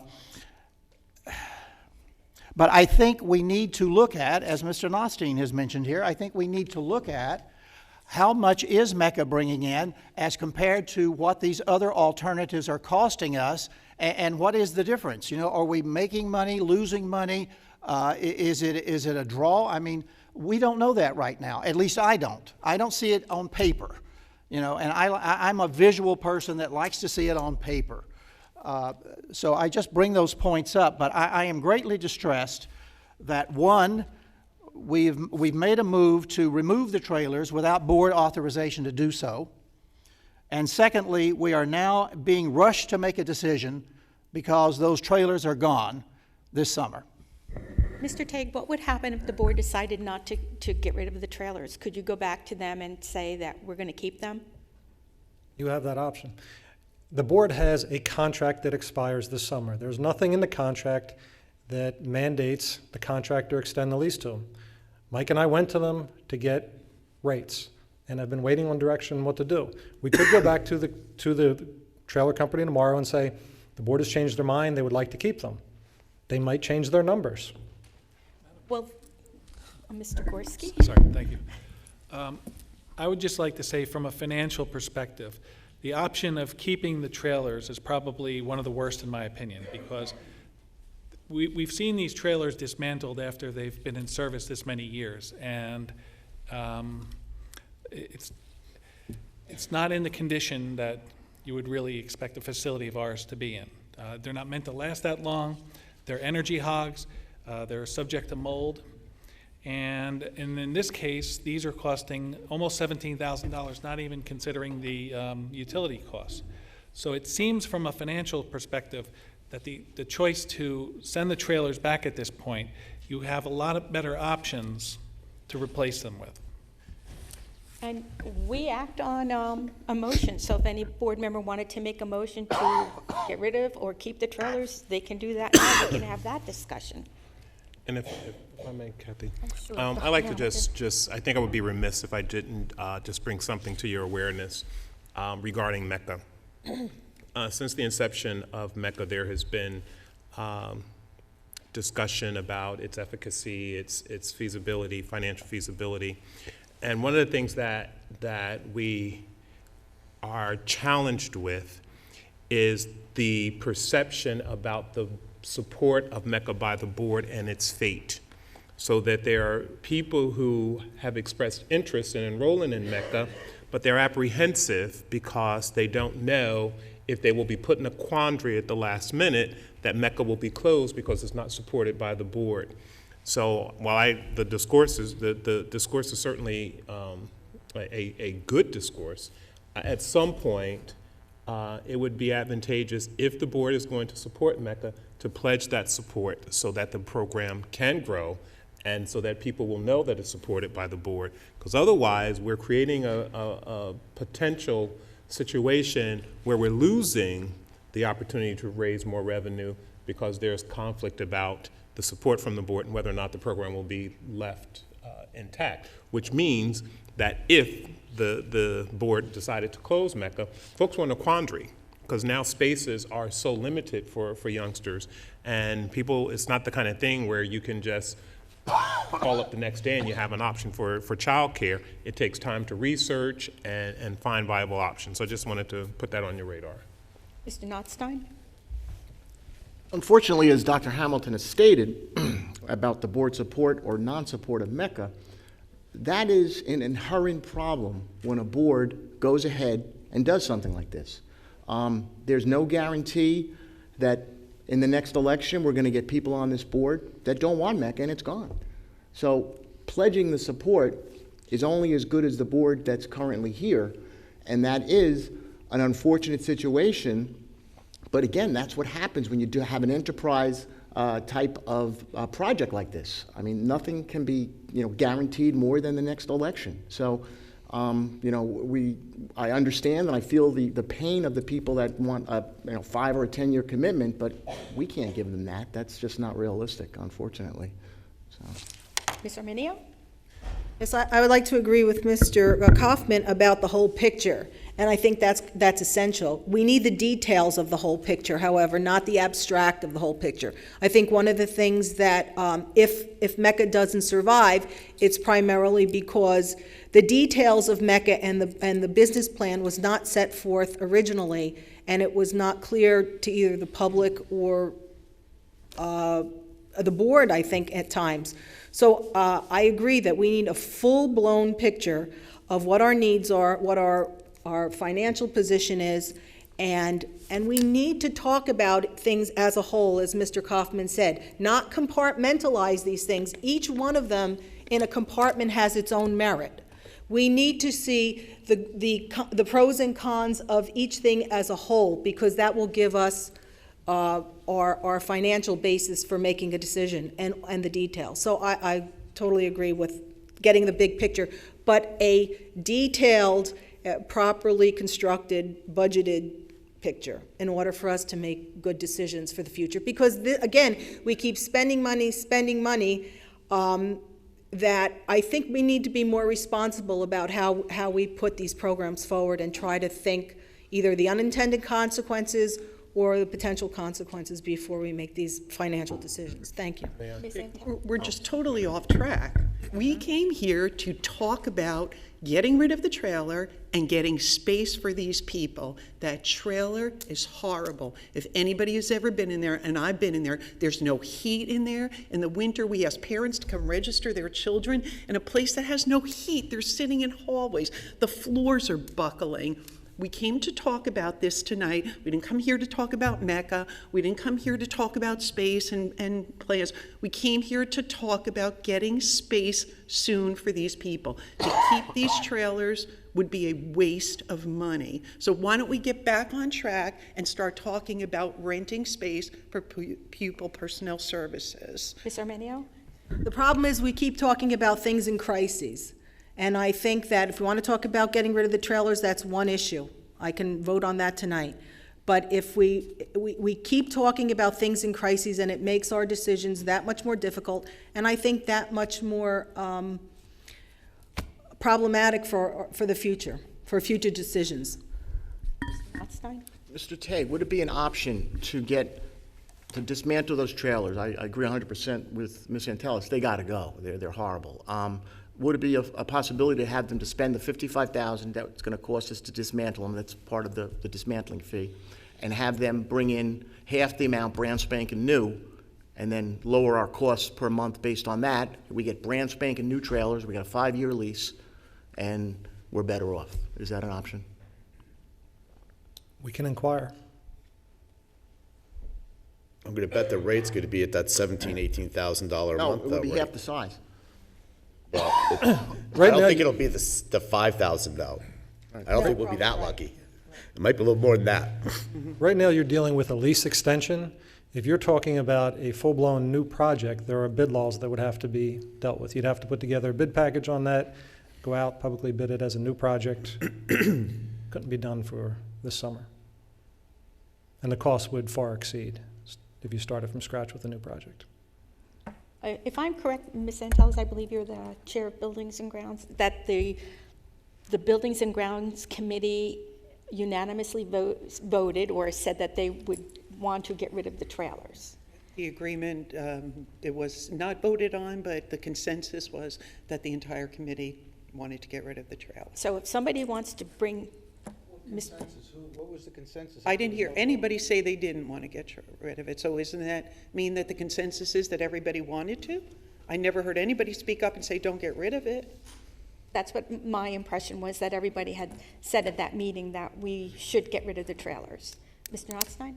Yes, but of course, as you know, at a committee meeting, since it's not an announced meeting, no formal action can be taken and will Right. ever be taken. So That's why I'm asking if anybody would like to make a motion one way or the other exactly. this evening. Well, I would make a motion that, based on the committee, the BG&T committee consensus, that we remove the trailers. I second it. Okay, now we'll have discussion on just removing the trailers. Does anybody have any comments or questions? Just one. Mr. Kaufman? What are we going to do with the kids? Where are the kids going? We'll have space at Oak Tree. You know, Oak Tree, Applegarth is outfitting additional classrooms there. The 2 science classrooms are being, or woodshop classrooms are being outfitted. So we'll be fine for next year. How many years will that buy us?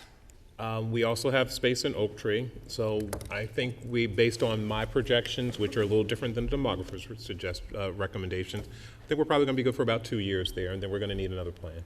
And also, aren't we talking with the ad hoc committee about redistricting? Absolutely. Yeah. Yeah. So there are options for that will take us maybe 2 to 3 years. Right. Anyone else? Okay, then we will have a roll call on removing the trailers. Ms. Ann, Mr. Point? I do have a question. Is it possible to extend the lease on the trailers for 1 year? Could be requested. $16,000 a month. No, it's not that much. It's 56. It's $5,600 a month. That's taking half of it away. But we don't need that other half. But it costs us to take it away. Well, we're going to pay to take it away one way or the other. If I could just clarify, the $5,600 is based upon the board agreeing to a 60-month term. 5 years. So I would think that if you went back to them with a lesser term, that the rate would increase. They won't last. But we don't know what that rate is. No.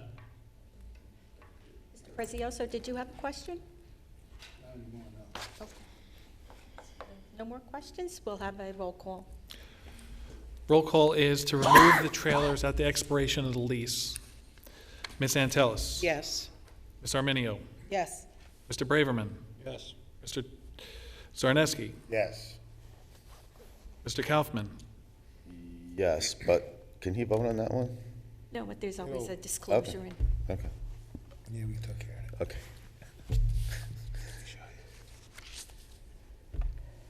Actually, I believe he may. Okay. Yes. I'm just asking. Services do serve Jamesburg. Sorry. Mr. Nostine. Yes. Mr. Prezioso.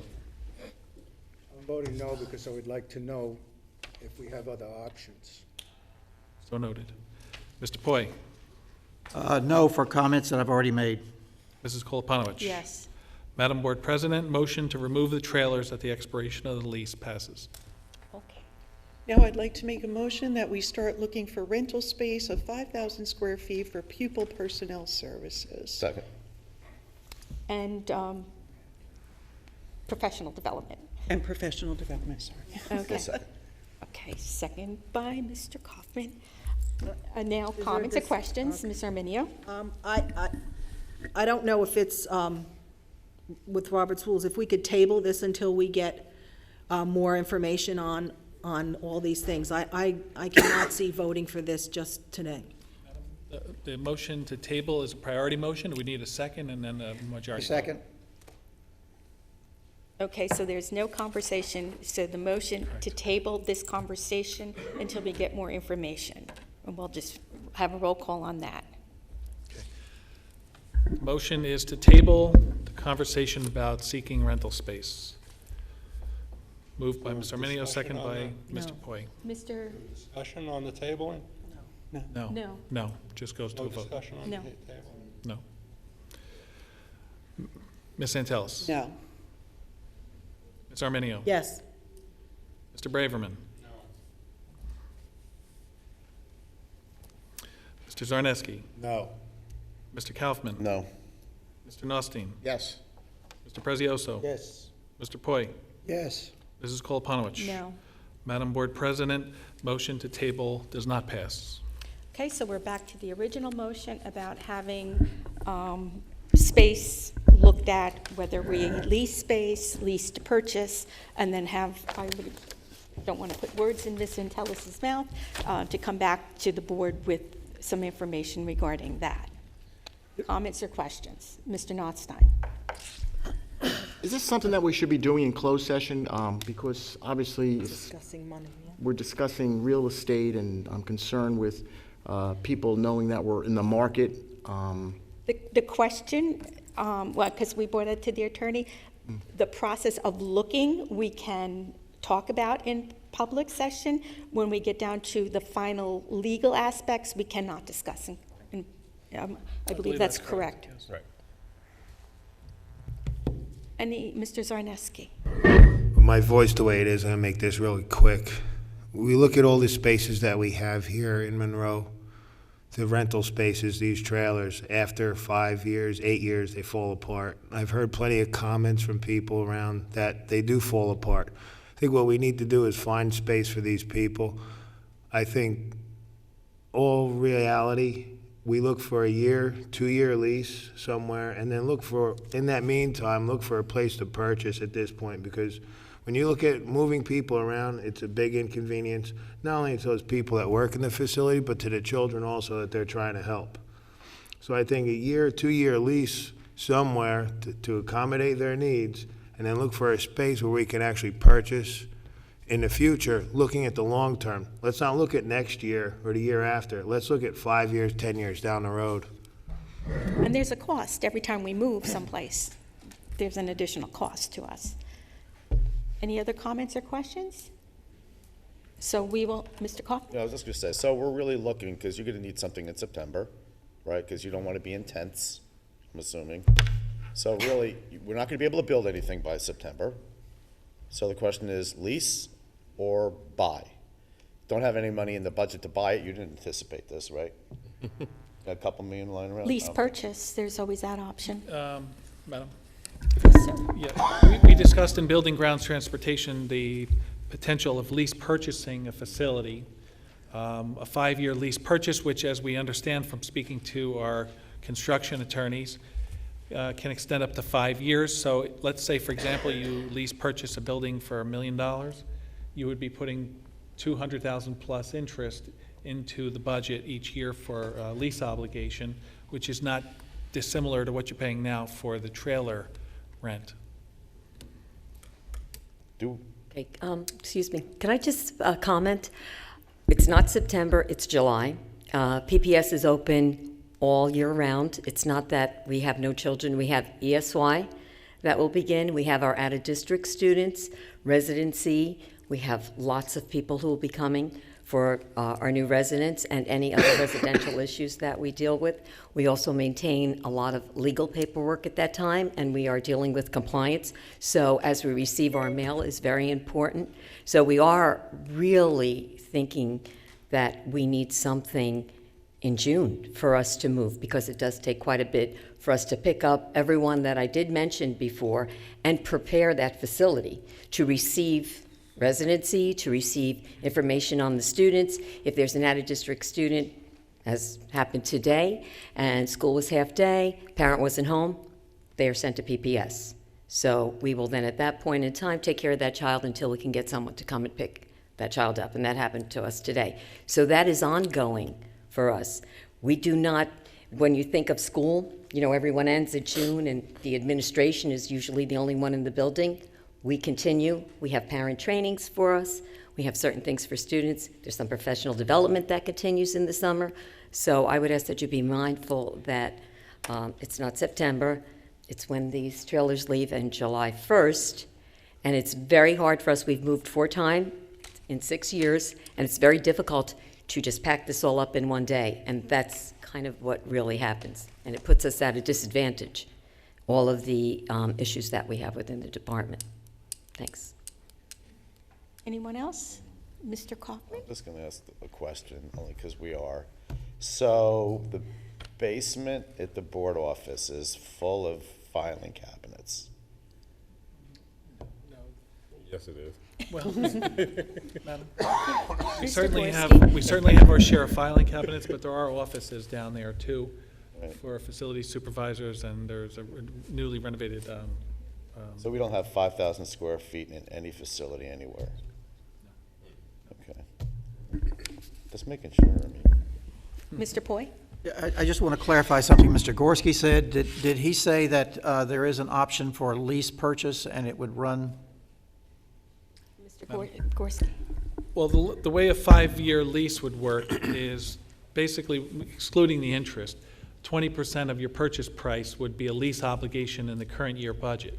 So if you purchased a building for $1 million, you would pay a lease payment of 20% of the purchase price each year plus interest, and then you would own the building at the conclusion of the lease. $1 million building would be approximately $200,000 plus interest each year, which is about the same as what you're paying for the trailers now, just to give you a perspective on it. Ms. Armenio? This building is available for expansion, is it not correct? This high school? It was built to be expanded, yes? Yeah, it's built to build classroom space. Well, in lieu of the need for classroom space at the time, can we put, well, you say there's 2 classroom type facilities that the group is in now.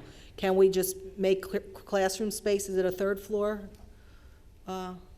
Or is it just a 2nd floor? Why can't we use this building is what the question. I don't think there's any space. Are we out of space in this building entirely? But when we built this building, it was my understanding that you could build onto this building easily. Yes. Okay. So what would be the cost involved in that? And that would be ours, it would be permanent? Referendum. It would have to be how much would it cost to put 4,500 square feet on? We would need a referendum for that? 5,000 square feet. Do you have any idea? Well, I'm sorry, it just doesn't sound practical in Okay. terms of adding Okay. 5,000 square feet to the building. If we had a referendum where we're expanding to include additional classroom space, and the building has been designed for that, and we wanted to incorporate space for these services and the training, then that would make sense. But just to make an addition for, 5,000 square feet? I thought the space was there and we just could. No, I believe build there's it a out. footprint built into the plan, the original plan, that would add a 3-story tower for classroom space if we needed more classrooms. And Is that- when are we going to need that? I mean, if we're gonna need it in 12 months, let's talk about it now. If we're not gonna need it in, if we're gonna need it in 5 That's a years. conversation that we're having at ad hoc. What are we gonna do with facilities? Well, again, because we're doing everything in crisis, I mean, that should be on the table also. This discussion about that. Okay, thank you. Anyone else? Then I think we're having a roll call on getting information to bring back to the Buildings and Grounds Committee in regard to lease purchase, or buying space. What is the resolution? I believe the motion on the floor was to investigate rentals for 5,000 square feet to host special services and professional development. Or purchase. How about lease or purchase? Do you want to amend Or your? lease purchase. Yes. Or lease purchase, similar. Would you like to Because I don't second want the to narrow amendment? us in if Jerry finds something that we could possibly purchase. All right, so now we have to vote on the amendment. It's a little complicated, but we have to vote on the lease purchase, or whatever Mamie just said. Rent or lease purchase? Yeah, I'd like to know exactly what I'm Okay. voting on. Go ahead. So we're going to have a roll call on that, on the amendment. Ms. Arminio? No, I just want him to read what I'm voting on. It is an amended motion for the investigation of a rental unit of 5,000 square feet to host special services and professional development, or similar lease purchase option. Okay. Aren't we voting just on the addition to the Yes. amendment? Okay, so it's just the addition part, which is the lease purchase to the amendment. And then we'll vote on the amendment, on the whole resolution. Do you Ms. Antelis. Does everybody understand that? Okay. Ms. Armenio? Yes. Mr. Braverman? Mr. Zarneski? Yes. Mr. Kaufman? Mr. Nostine? Yes. Mr. Prezioso? Yes. Mr. Poi? Yes. Mrs. Kolpanowicz? Yes. Madam Board President, motion to amend passes. And now on the floor is the motion to investigate rentals of 5,000 square feet to host special services and professional development, or lease purchase option for similar. Mr. Poi? Is the floor still open for discussion? Yes. Okay. As Mr. Kaufman pointed out, and as I think we're all well aware, we probably don't have funds in the upcoming budget for a lease purchase for this coming year. But my thought is, if we do a lease for this coming year, and then during that year consider a lease purchase for the subsequent years, where we could incorporate it in the budget in a more logical and realistic time frame, I think that's something we should keep in mind. Mr. Gorski, did you budget for the continuation of the trailer till the end of this year? Yes, ma'am. Well, then the money is in the budget. He budgeted $16,000 a month until the end of this year. So if we don't have the trailers as of June, the end of June, we've still put that money in the budget. So why wouldn't we have that money to put a lease purchase? Well, because I don't think $16,000 a month for 12 months would necessarily cover that cost. How close does it come? Well, in the budget, which I worked on intimately with Mr. Tague, we have approximately $300,000 that was to cover the lease obligations and also the tear down of the unit. Any option, wherever you're going to go, we have $300,000 in that line item. Which would well cover a lease purchase for a year had we purchased something for a little under $1 million. Or come very close to it. Okay, any other questions? Then do you want to read the motion again? Yes, before ma'am. before we vote on it? Motion on the floor, moved by Ms. Antelis, second by Mr. Kaufman, is to investigate rental space of 5,000 square feet to host special services and professional development, or consider similar lease purchase option. Okay. Is that Roll correct? call. Yes. Ms. Antelis? Yes. Ms. Armenio? Yes. Mr. Braverman? Yes. Mr. Zarneski? Yes. Mr. Kaufman? Yes. Mr. Nostine? Yes. Mr. Prezioso? Yes. Mr. Poi? Yes. Mrs. Kolpanowicz? Yes. Madam Board President, motion unanimously passes. Ms. Arminio? I'm thinking of a motion to reevaluate the MECA program in detail and see if there's any need to cancel the program. Or at least that let's reevaluate it in lieu of talking about. Well, Mr. Gorski said he was bringing it to the Finance Committee next month. Do you want to wait for the recommendation of the Finance Committee? Well, if no one wants to second it, that's fine, but if someone does, I can put it out there. I made a motion to reevaluate the MECA program in lieu of the space needs of the board. I second. Okay. Now it's open for discussion. So, Mr. Nordstein? This is, we kind of had gone over this in the Finance Committee. I know that they were talking about making some changes with the fee structure of the MECA program, and I think that we requested at the committee level that we actually try to do an evaluation of our actual costs. So I think we're already doing this, but I mean, I just want to let everybody know that we were already thinking along the same lines. So. And go ahead. Beg your pardon. Dr. Hamilton and I worked on those figures, and we have those ready for presentation at the next Finance Committee meeting. Okay, so I could withdraw that until we get the, okay? You're withdrawing your motion? Well, I'll withdraw it with one caveat, that the Finance Committee meeting be open to the public so all of the members can go. So if you publicize that, because I would like to hear that, I don't want to wait until the board meeting to hear that. So if we can do a we would have to notice. get a legal opinion on. You don't have to get a legal opinion. All you have to do is notice the meeting. In accordance with the Open Public Meetings Act, you would just have to advertise it as a public meeting, and then it would allow the entire board to participate in the Finance Committee meeting. Okay. I second that. Well, I don't think that has to be I'll made into withdraw my motion with that I don't know, can I do that? No, but you could withdraw it, and I think. But then we'll okay. Your caveat's noted. Okay, I will withdraw it. Do you agree to the withdrawal? Okay. Any other discussion on this topic? Which is Mr. Tague's. I think there's one other point that should be brought up to further on Mr. Poy's frustration about leases and when you're going to have to take action on them. The board should be reminded, this has been brought up several times, that you do have another property under lease, which are 6 classrooms at Barclay Brook School. This board has extended that lease several times. That lease expires next June, so you have something to think about. Next June, you have 6 classrooms at Barclay Brook coming offline. You have extended that lease 2 times.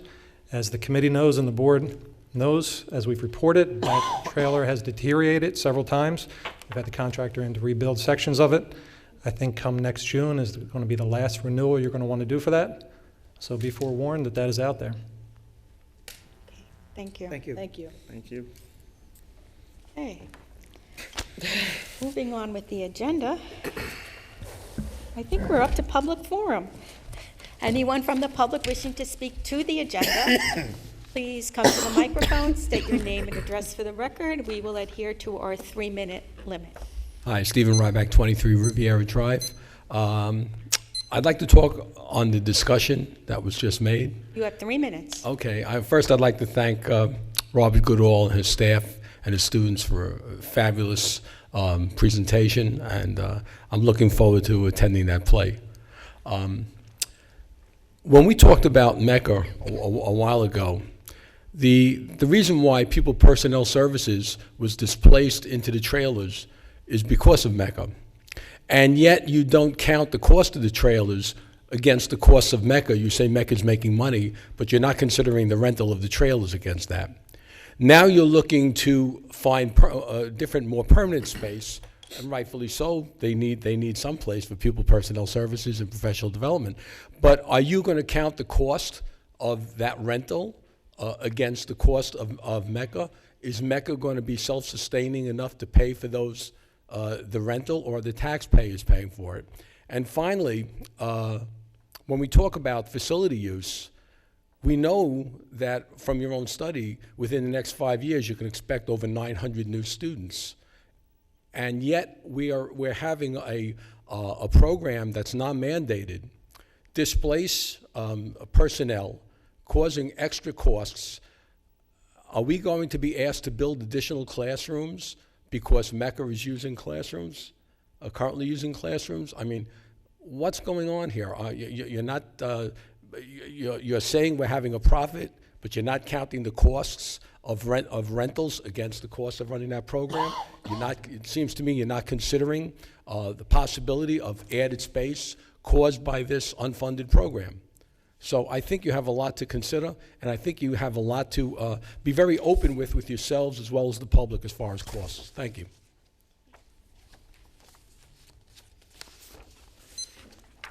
Mark Klein, 7 Crenshaw. Something that was not discussed pertaining to Mecca is when does the, don't answer until I finish, so then I got my 3 minutes. When does the contract with BASC expire? The reason why I'm asking, right now they're paying us $100,000. In order to make Mecca profitable, we had to take students away from their program. So I'm sure if we took students away from them, I don't think they're going to want to pay $100,000. Next thing, as far as the iBooks, the report that the young lady gave, and I don't think she's still here, I believe she said they handpicked the students for that study. If that's going to be like it was with the iPads, every time the iPads were demonstrated, it was always top-of-the-line students. Why they don't test it with middle-of-the-road students? Then you have a true accounting of which book is, whether the book is better or the iBook is better. The other thing is when they were trying to sell, when I was on the board and they were trying to sell the iPads, I asked if we go to the iBooks, and of course there was never any books available. I asked with the iBooks, how much do we save? Because I was told it'd be a great savings. And I was told by Dr. Gorman that it was about $5 a book. Well, since then, what we have found out is you don't buy the books once, that every year you have to renew. So if you're going to pay for 400 books one year, then the following year you're going to have to pay for 400 books again and then the updates. So let's really get down to the facts on that. The third thing, which pertains to what you have on the agenda, I would like to know, how do you pick the teachers to go on these professional leaves and professional development? And the reason why I'm asking is I see again that there's a board member's daughter that was picked to go. That's my questions. Okay, would you like to answer the BASC question? Madam, it's my understanding that the BASC contract ends June 30 of 2015. One more year. Yes, sir. The others, no answers. Dr. Gorman, answer the iBooks. The iBook study was not top of the line. It was 2 teachers, and it was all of their biology sections. There was 1 section of honors, and the rest of the sections were regular biology classes. So they compared 2 teachers. Some of the classes used print, some of them used electronic books.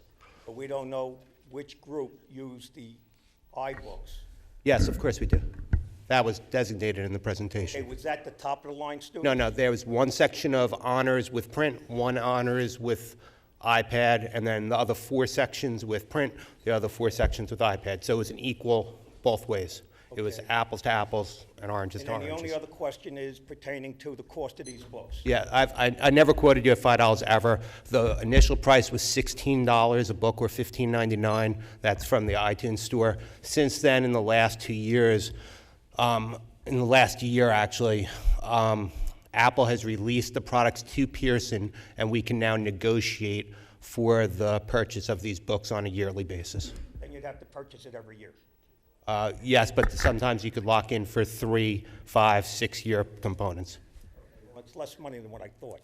The PD component that you were talking about was done on a pure raffle basis. It was Title I money, so we chose 1 person from the elementary, 1 chosen from the middle, and 1 from the high school. And it was on the Common Core state standards.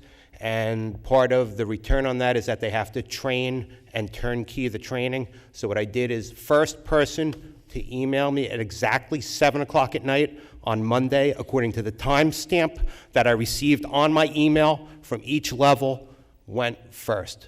And So it's not possible that somebody on the board could have let their daughter know to make sure they called. impossible, because I told everybody that exactly at 7 o'clock, the first time-stamped email I get would be it, from the elementary, from the middle, and the high school. And that was in collaboration with the entire staff and the teachers' union. With all due respect, I don't believe it. I could show you the picture of when they're received by me, but that's fine. Anyone else wishing to speak to the agenda?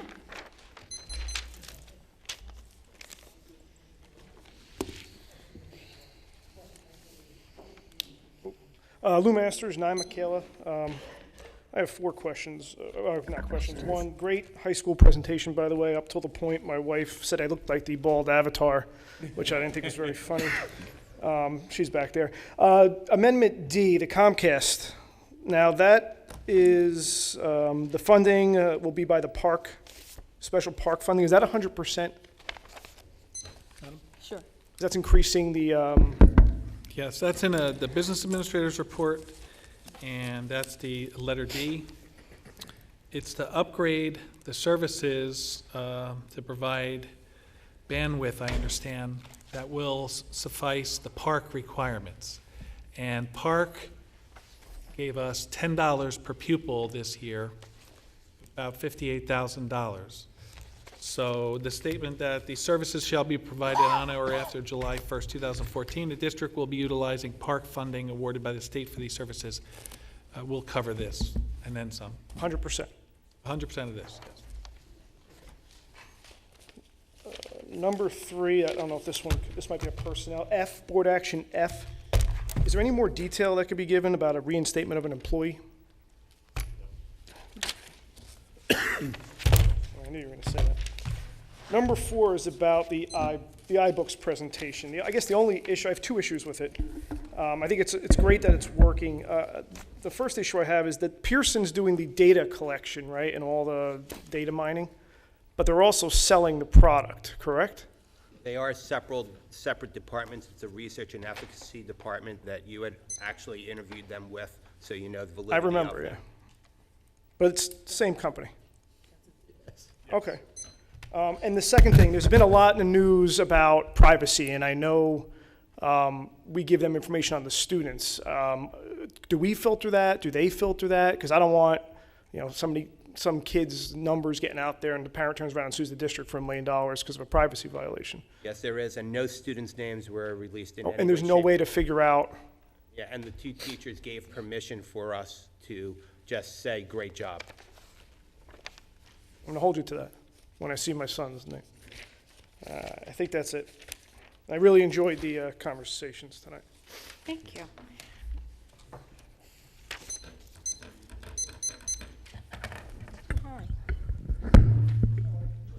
I know, but it's high. I feel like I'm standing up.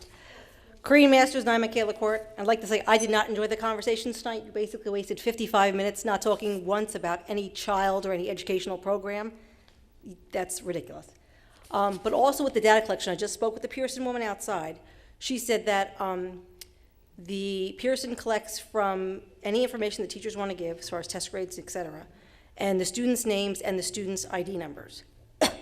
So my question is, do parents have the option, just in general, to opt out, and is there a form? Yes, there were forms signed by... Not in regards to the study, just in general, as far as upcoming, There's general no Pearson upcoming information. anything. This was an agreed-upon research study that the board approved. All permission signed consent forms were put out. Anybody that didn't want to participate didn't have to participate. Okay, but like as far as like Study Island goes, things like that, like we, usually have to sign things. So for Pearson, though, there's nothing, there's no policy. Not in that. That was just a pure research study. Okay. And then my second part is, in regards to policy 80/20, the school day and the closing, was that changed at all, or? I mean, I went back and read it real fast. I didn't see anything. School closing, school day, school closing? It's actually up on the website. Yeah, I had it. I was reading through it. And I think Couldn't there are see some minor changes in it. Nothing substantial. Nothing major, though. okay. And then, how about the child abuse and neglect one? There are some minor changes in that one as well. Okay, and then you're gonna love this now, but with the controlled communicable disease and the other one, the care of the injured and ill persons, you know where I'm going with this, right? the pediculosis. Now, number 17 states that, the student does not have to be knit-free to return to school. The school nurse will check upon return to school. But then you go to the next policy with the control of communicable diseases, and it says, if the child has NITs, they will, when a pupil will show symptoms of any of the following communicable diseases, they will be sent to the school nurse for evaluation. But now how do we know that the NITs are in the children, if they're allowed to be in school with the NITs? And that they're not hatching while they're sitting there during the day? Unfortunately, we don't know that. Okay, so why this- can't we work this- on changing that? This policy was actually reviewed by the school physician, the school district physician. Okay. And the policy was made to comply with the standard operating procedures as prescribed by the American Medical Association. Right. So those are the standards that we think are pretty high standards and consistent with the mandated policy. Right. But there is no absolute way, quite frankly, that we would be able to tell you that it's totally impossible that these things could. Right, so as the classroom teacher, then they should just be sending them to the nurse every hour to have them looked at? I mean, because I don't want my kids sitting next to anybody with nits that could be breaking out all day long. I mean, you think of it, you're in 6.5 hours, you're sitting next to the same kid.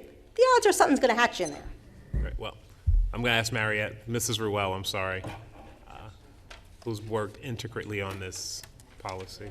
Just grosses me out. I come up for so many No, different I know, things, I know, right? I know. This has been something that we have talked about at the board level, and I know it's been a parental concern.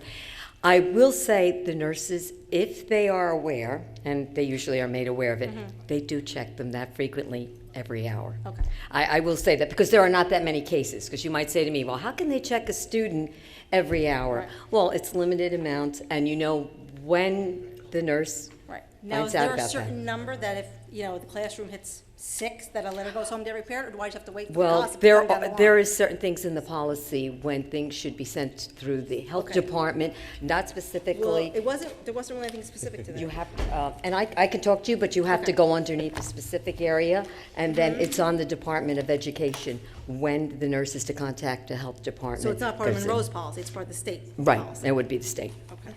So if 6 kids in a class have lice, we don't have to talk about, we don't have to talk about it. I just have to wait for the rumor mill to tell me. Well, I can't That's say what- that. but that's That's what what you're you'd have to saying. wait about, but Okay. I would say that we would have our nurse your review 3 that. minutes are up. Oh, is my 3 minutes are up Well, too? hers. Oh. I have 3 You can more. have all Okay. you'd like, Ms. All right, if Varela. anything else, I'll be more than happy to talk to you. Anyone else from the public?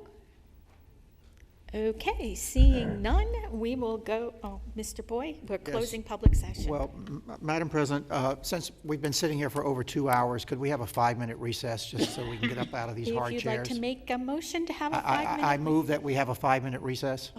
Second. All in favor? You have to come out of public session. I did, I just closed public session. All in favor? Aye. Nobody wants a 5-minute recess? All right, all in favor? Aye. Opposed? And then we'll have a 5-minute recess. Okay. This time, we will go to number 11 on our agenda, approval of the minutes for the Public Board of Education meeting of March 17, 2014. So moved. Mr. Kaufman? Would somebody like to second that? Second. Ms. Antalis? Any additions or corrections? Ms. Arminio? Yes, I do. On the minutes of board action, where we talked about the deliberate, let's see, where it says a motion, board action, where it says a motion was made by Ms. Antilles and seconded by Mr. Braverman. Do you have a page number there? Is there a page number? Does this say 222? So that No, Mr. Gorski can find it.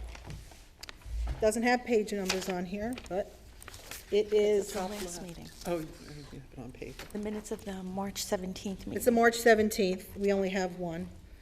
It's the board action. It's the first one on board action. Second paragraph. Okay. Where it says, after much deliberation among the board members, a roll call was taken. There is no mention of what type of deliberation or what questions were answered, so I feel it was not sufficiently comprehensible, and the public really was not being informed of the facts of this deliberation. So I would like that to be redone, or that's my objection to it.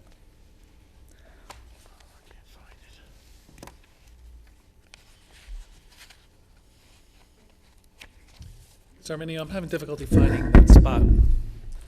It's I'm regarding on the Mr. paragraph. Precioso. Beg your pardon? You want me to show it to you? Please. I have two, so I'll show you both.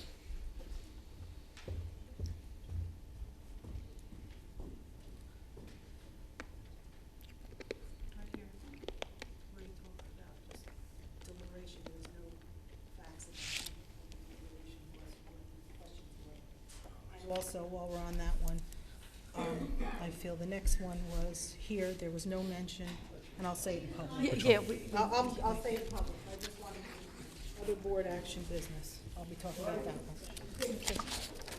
Do you want to respond to that? We don't have to.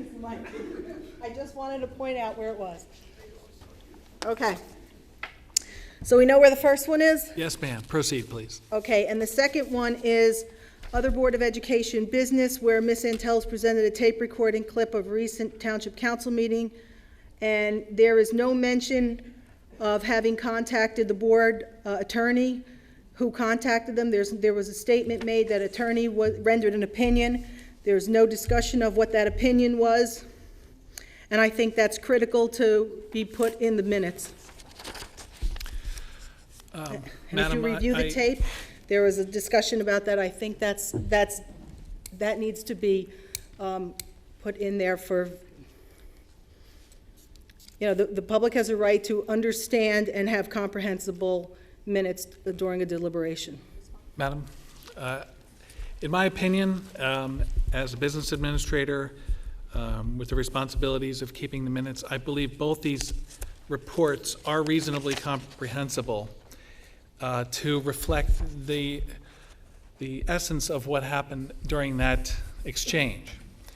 Now, you could have a verbatim set of minutes which would capture everybody's comment back and forth, and we could have a court stenographer come in and have several pages of minutes to reflect that entire meeting in its totality.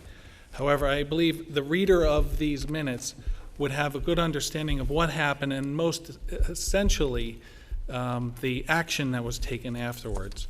So I respect Ms. Arminio's position on the matter, but mine is such that I'm comfortable with the minutes, and unless if the policy committee would like to review the matter and want more detail and perhaps a verbatim transcript of what happened, which, by the way, is available on the video that the public could refer to if you wanted more detail. I was going to ask, the public can Oprah a copy of the tape if they wanted the tape? Yes, ma'am. If they needed it. But that is not the official record. This would go down the official record. So where in this paragraph does it state that the board attorney was contacted, which would mean a sum would have been, there was a cost to contacting our board attorney, retainer or not, and there is no indication here that the public would be identifiable, that the board was charged money and that taxpayer money was used. In all due respect, there are many items in our agenda, probably even today, that the board attorney has been contacted in regard to, and we don't put that in. That's right, but this is specific, and it had to do with. But they're all specific. Well, then we might need, then, my point is, in order to, I think, fairly approve these minutes, that should be added in. That's it. I disagree because I don't see in here where it says that Mr. Northstein wanted a second opinion. I don't see where it says that you wanted a second opinion on this, which would have cost taxpayer dollars. I don't see that in here either. I don't think we can be that specific. Mr. Northstein? Just point of correction, what I was suggesting was not going to cost a penny. It was an advisory fee from the school board. That's all I'm going to say. That's all I need to say. See, and No cost. that's not in there. And obviously, she misinterpreted it too. And I believe Mr. Gorski follows the rules for, do you want to explain how you do them? Or have we done it in the past? Yes. Because I believe this has come up before. As Ms. Arminio is well-versed, the American Civil Liberties Union dictates what the minutes should be kept as. And the question is, in their materials, what kind of meeting minutes are required? Public bodies must keep reasonably comprehensible minutes of all their meetings. At a minimum, the minutes must reflect the time and place, the members present, subjects considered, actions taken, and the votes of each member.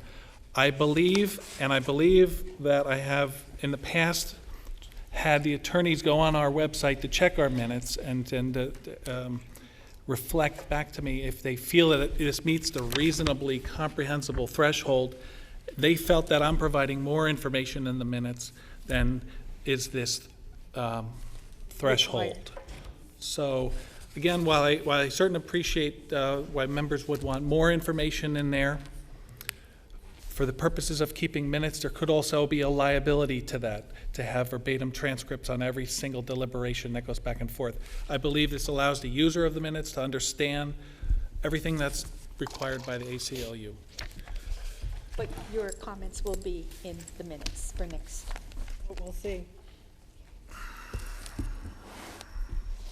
Any other comments or questions?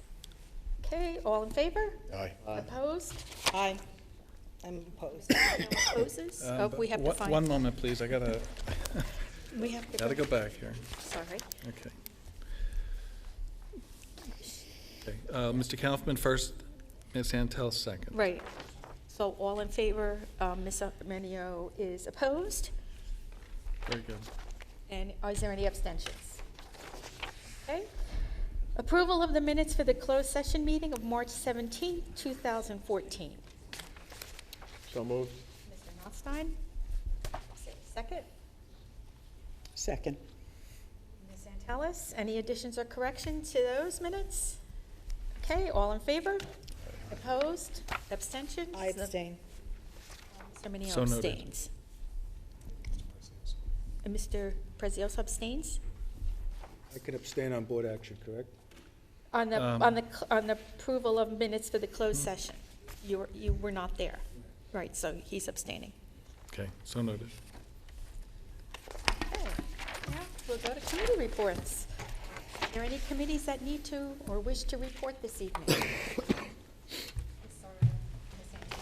We had a Buildings and Grounds Committee meeting on April 1st.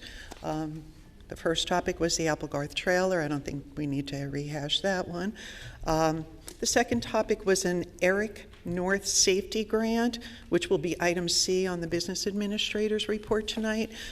We were awarded a grant in the amount of $48,906 that will fully fund design and installation of a new fire alarm system at Applegarth School.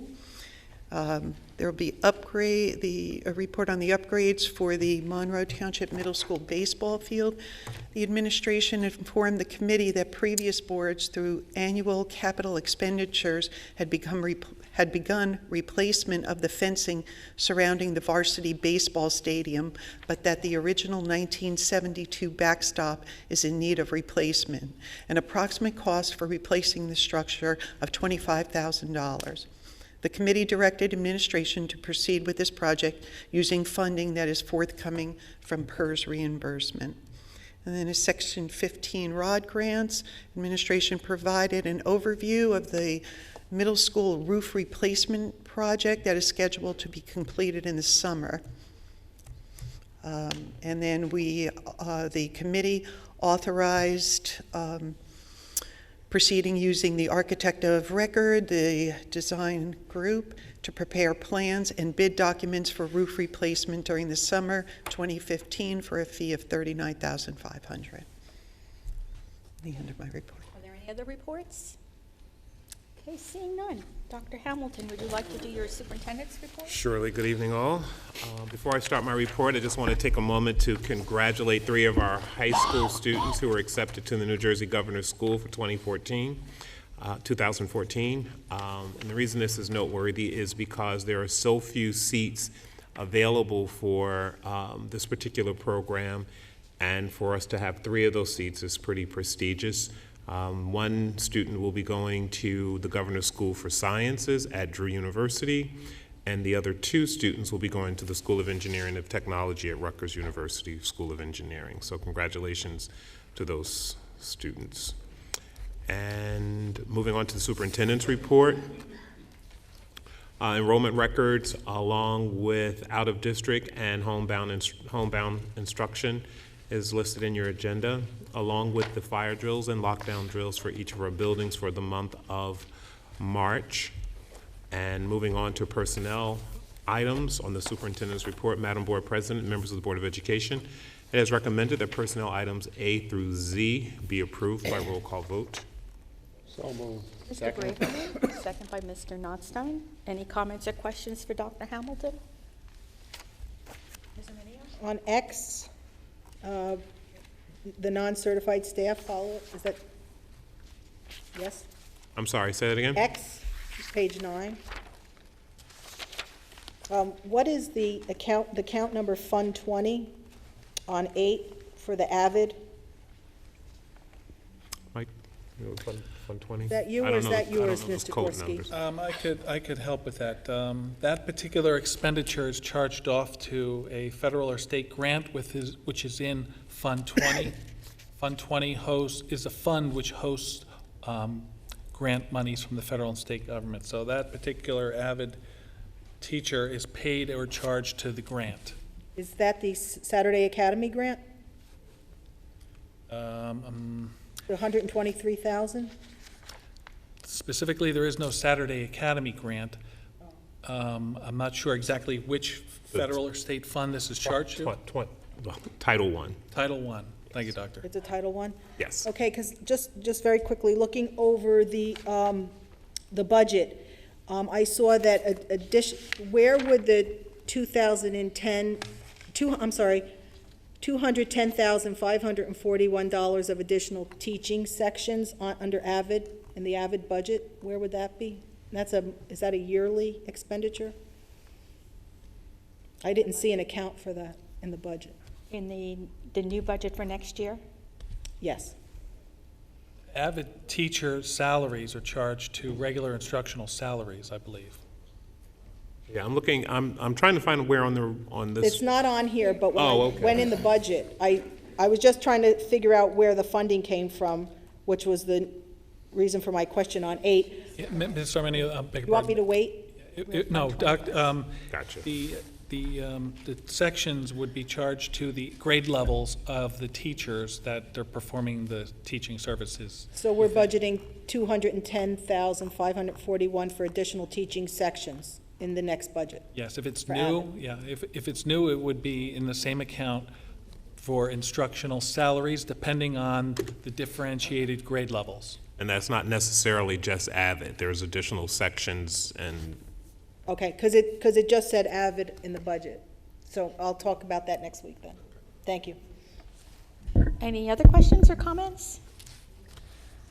Okay, we'll have a roll call. Ms. Antelis? Yes. Ms. Arminio? Yes. Mr. Braverman? Yes. Mr. Zarneski? Yes. Mr. Kaufman? Yes. Mr. Nostine? Yes. Mr. Prezioso? Yes. Mr. Poi? Yes. Mrs. Cole-Panowich? Yes. Madam Board President, motion, personnel items A to Z passes unanimously. And moving on to board action items, Madam Board President, members of the Board of Education, is recommended by the superintendent that board action items A through I be approved by roll call vote. So moved. Mr. Braverman? Seconded. Second by Mr. Notstein. Comments or questions? Mr. Prezioso? On the workshop location titles, PLTW core training, what is that? I'm sorry, what are you referring to? On the list of trips approved, Oh, okay. Field trips? PLTW, Project Lead the Way, Mr. Precioso, that's part of the STEM Academy training. excuse me? Project Lead the Way, it's part of the STEM Academy high school training for a teacher. It's got nothing to do with the core curriculum, right? Of course, Common yes, Core, I'm sorry. it's tied right into the Common Core standards as well. Does that conclude your? Yes. Mr. Poi, did you have a question? Yes, on item B, which deals with field trips. I noticed that we're being asked to approve a senior brunch on one day and a senior picnic on another day, and the cost is being borne by the district? Just the bus. Just the buses? Yes. Okay, so the students themselves are paying for the brunch. There's a per-student cost for the brunch and the picnic? Correct, we don't pay for that. Okay, all right. Well, I'm glad to hear that, because I would not want to see board funds being expended to feed the students. And I somewhat question the necessity of having both a brunch and a picnic.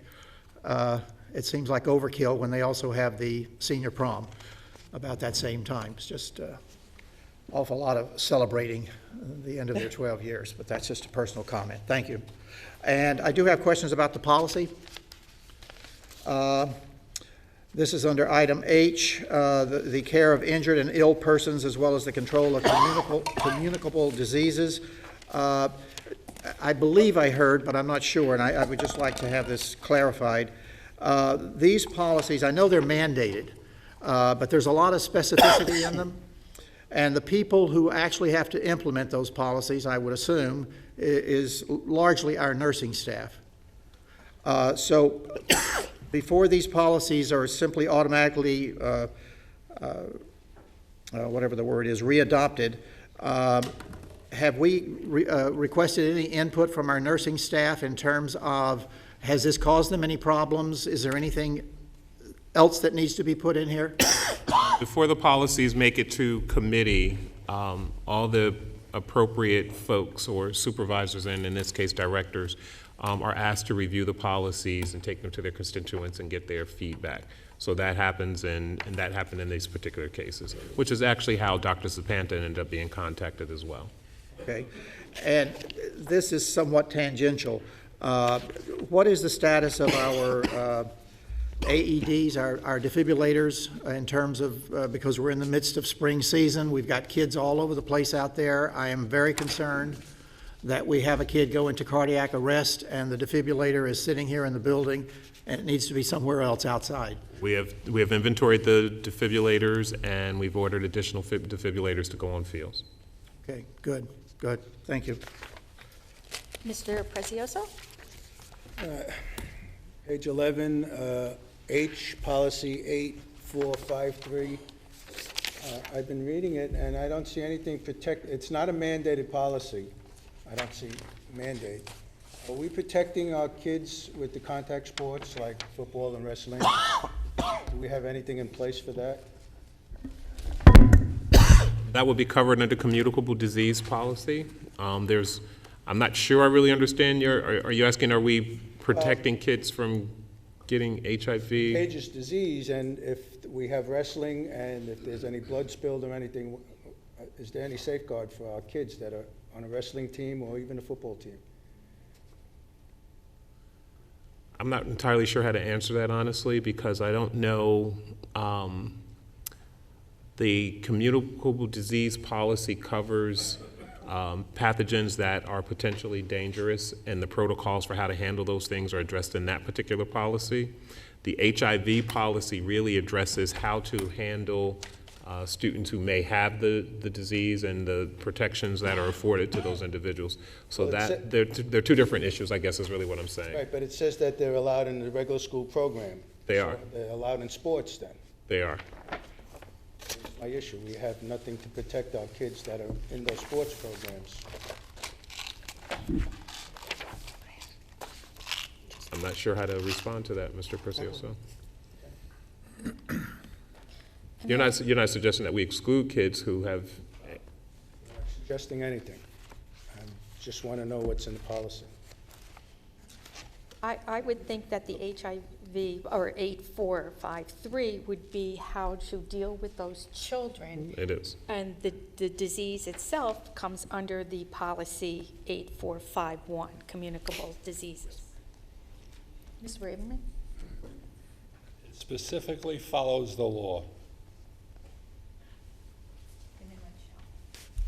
Any other questions, comments?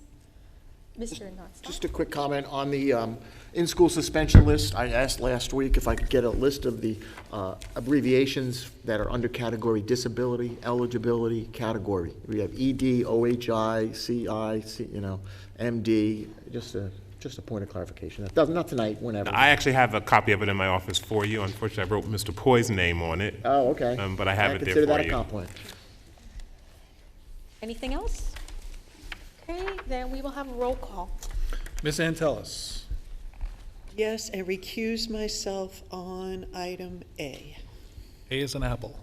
So noted. Ms. Arminio? Yes. Mr. Braverman? Yes. Mr. Zarneski? Yes. Mr. Kaufman? Yes. Mr. Nothstein? Yes. Mr. Prezioso?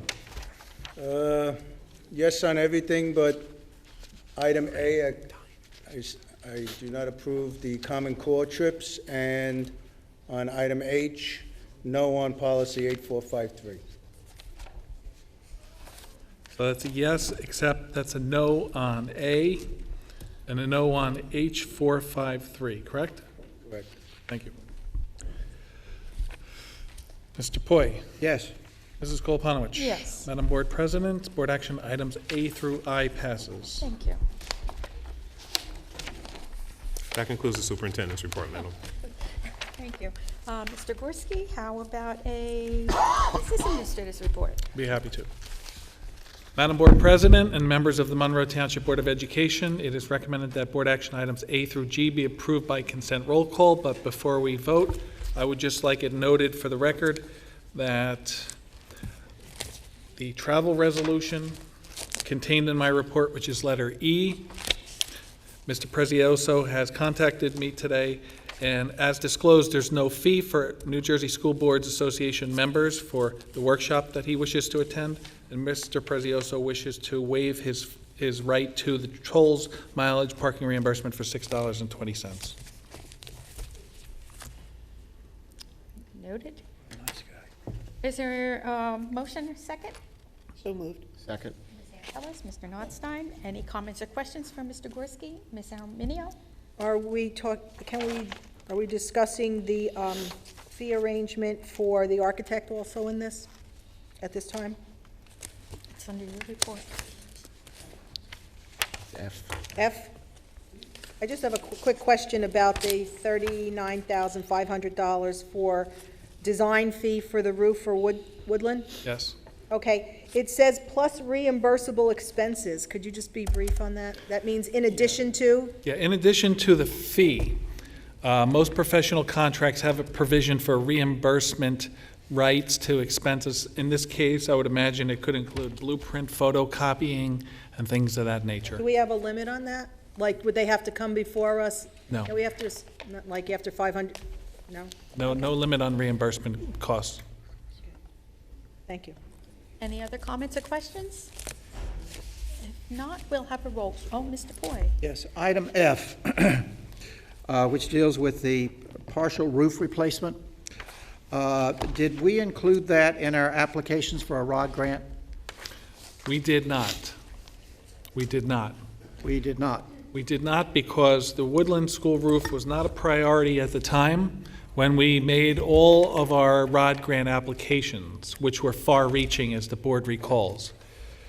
The Woodland School roof, in particular, took a beating this winter, unlike any winters of previous. The roof is beyond its useful life, however, has held up fairly well until this winter. It's caused a great degree of buckling because of the flat nature of the roof.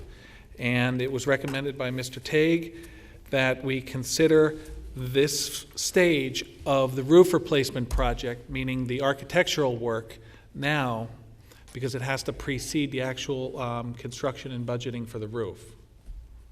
So if I'm understanding what I'm hearing, and I'm checking on that understanding, at the time that we made application for the ROD grants, we were not aware of the condition of the Woodland roof in terms of it being so severe? Yes, my comments were that this winter has really exacerbated the need for replacement of the roof. It's caused an extreme warping. We had to shovel the roof repeatedly, although it's not in any danger of structural failure.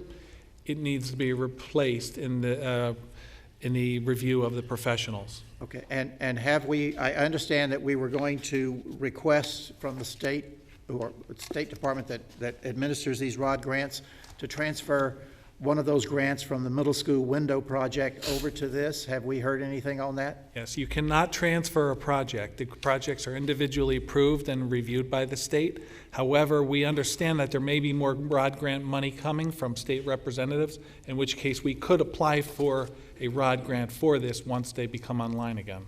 Okay, but, and once again, checking understanding, have we decided that we are not going to do the window replacement at the middle school? That was the recommendation from the committee. From the onset, that window replacement project at the middle school was not a priority.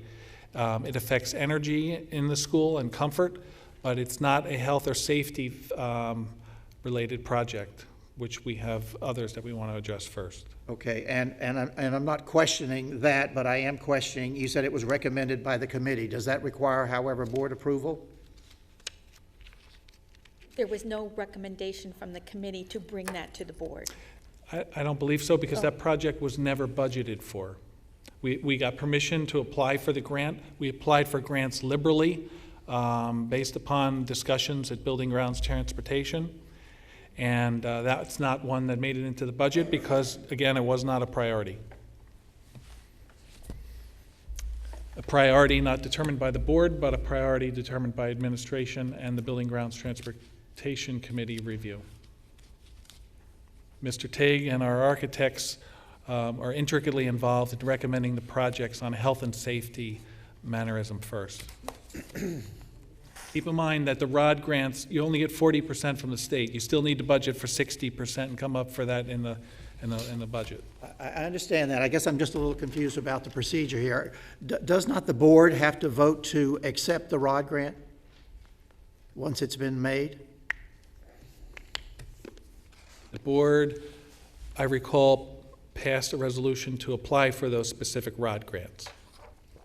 Okay, and so if we decide not to proceed with one of those grants, it doesn't require board approval? No. Okay. No, it's just like any other grant. You get permission from the board to apply for it. You could apply for it. You may or may not recommend it to the board to accept the award and proceed with it. In this case, we very liberally applied for grants that were within the long-range facility plan, and this never progressed to the point where it was considered for the budget. Mr. Nordstein? Just a clarification on what Mr. Poy is saying. Basically, I think that it would have had to go to the full board if we decided to go with the grant, correct? Correct. It's the fact that we didn't, that it didn't need to, because we're not expending any money. Correct. Again, administration got permission to apply for all these various grants. Only the ones that we determined were health and safety and could be accommodated in the budget were recommended to proceed with. And another point of clarification on the roof for the school. Keep in mind that this is actually being proactive. The architectural design for a roof, as I understand it from Mr. Tague, is such that if we don't do it next year or the year after, we have the design. We can pull the trigger anytime we want to go ahead with that project. That's an accurate assessment? That's absolutely correct. The design work does not have an expiration date. It can be carried forward.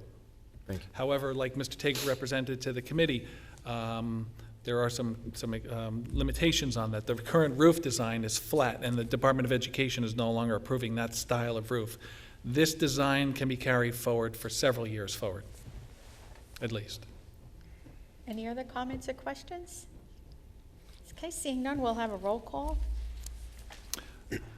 Ms. Antelis? Yes. Ms. Arminio? Yes. Mr. Braverman? Yes. Mr. Zarneski? Yes. Mr. Kaufman? Yes. Mr. Nusting? Yes. Mr. Prezioso? Yes. Mr. Poi? Yes. Mrs. Koloponowicz? Yes. Madam Board President, motion passes, and that concludes my report. Thank you. I had asked Mr. Gorski to prepare an update to the board and the public on our fight for additional state aid, but it's rather lengthy, so I figured we would hold that off to the next meeting. So moved. You're welcome. It's my decision.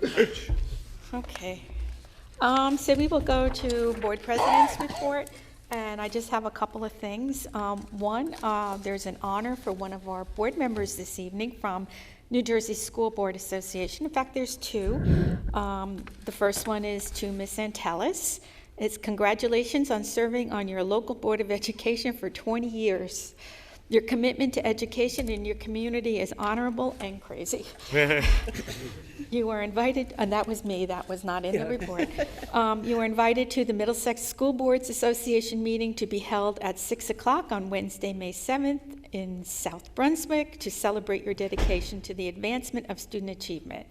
And they're inviting the entire board and the superintendent to join with you. So 20 years is, you've seen the changes in this place. I think that we couldn't have imagined 20 years ago. So congratulations on that achievement. I don't know if anybody else will be there 20 years. The second one is to Ms. Antelis. Congratulations. I am pleased to inform you that you have earned sufficient credits under the New Jersey School Boards Association Board Member Academy program to receive your Master Board Member Award. You have satisfied all criteria, including earning a minimum of 40 credits through attendance at Academy programs, the annual workshop, and a variety of county programs. And it goes on. So that... Go get a raise. Yes, you get, I think, triple when you get your master's, because I know some of us have gotten our certified board membership, and it's been a lot of work to go and get your master's. So congratulations on that. It's well deserved. So good for you. Then I have my board president's report continues. On March 19th, I attended a workshop given by New Jersey School Boards Association's legal department on the Code of Ethics for school board members and conflicts of interest. To me, it was an excellent and very informative presentation, and it touched on subjects such as participation in negotiation, chief school administrator hiring and evaluations, personnel issues, breaching confidentiality, acting for the board without permission, micromanaging, to name just a few. And since this board has been struggling with many of these issues for months, I think it's been valuable to bring this program into Monroe for board training. Although all of us sign an ethics form at the beginning of every year, it wouldn't hurt to reinforce what our roles and responsibilities are as board members. So I'd like to bring this program to Monroe. And I know I've been talking to Mr. Zarneski, who is, if people don't know it, the new president of Jamesburg Board of Education, about doing this jointly so that we can have shared services and doing this at one time. So if there's no objection to that, I think I'll have Mr. Gorski set up something so we could pick some dates and see what the majority of the board is available and working with Jamesburg. Also, during this school year, it was the intention of this board to showcase one of our schools and their students at each one of our board meetings to introduce to the public many of the great programs that we have in our district. A lot of them are not even known by the public what we do. And unfortunately, I think that these presentations seem to have gotten lost in board discussions on nepotism, ethics violations, legal issues, the township master plan, our fight for additional state funding, and preparing for next year's budget. And while all these issues are really important, I think we've forgotten or we've lost the real reason why we are here, and that is students. The responsibility of the Board of Education is to educate every child that comes into this district. We don't have a say in the planning of the community, but we have an obligation to meet the needs of all of the students in the school district. So I feel, and I know Dr. Hamilton has mentioned it, and I know that we've heard from many people in the community, that we really need to have a board retreat and get some badly needed training so that we can talk out our differences, we can resolve our issues, and so we can finally spend a lot of our board meetings talking about education and students and not all the other things that I've mentioned. So again, I'm going to ask Mr. Gorski to set up, you could set up one meeting and have both of these done at the same time. If nobody objects to having this done, I really think it's important to do so. So we'll get some meeting dates and get back to everybody and see what works. And that will conclude my report.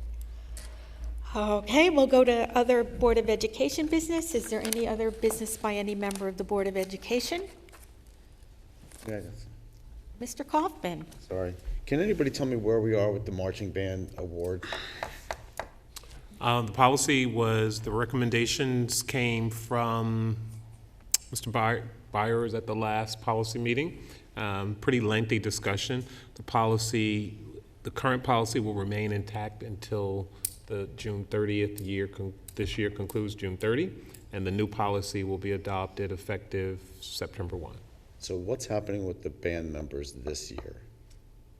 The policy, they will be, in terms of how they're being awarded for their recognition, whatever's in the policy, and I don't know which category they fit in, but whatever's in the current policy is what they will be getting.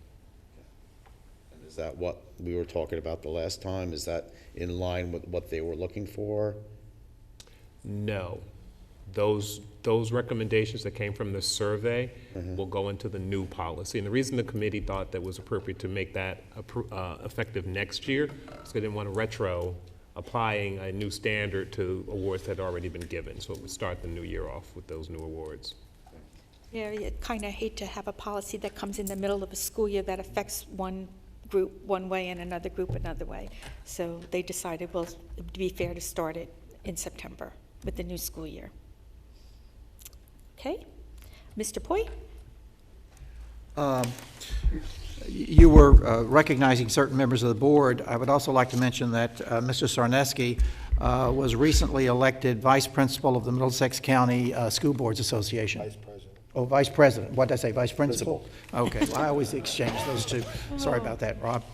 Okay, and I did attend a meeting of the subcommittee of the Planning Board. I think that was last week. It was very informative. It was about a 2.5-hour meeting. Very, very informative.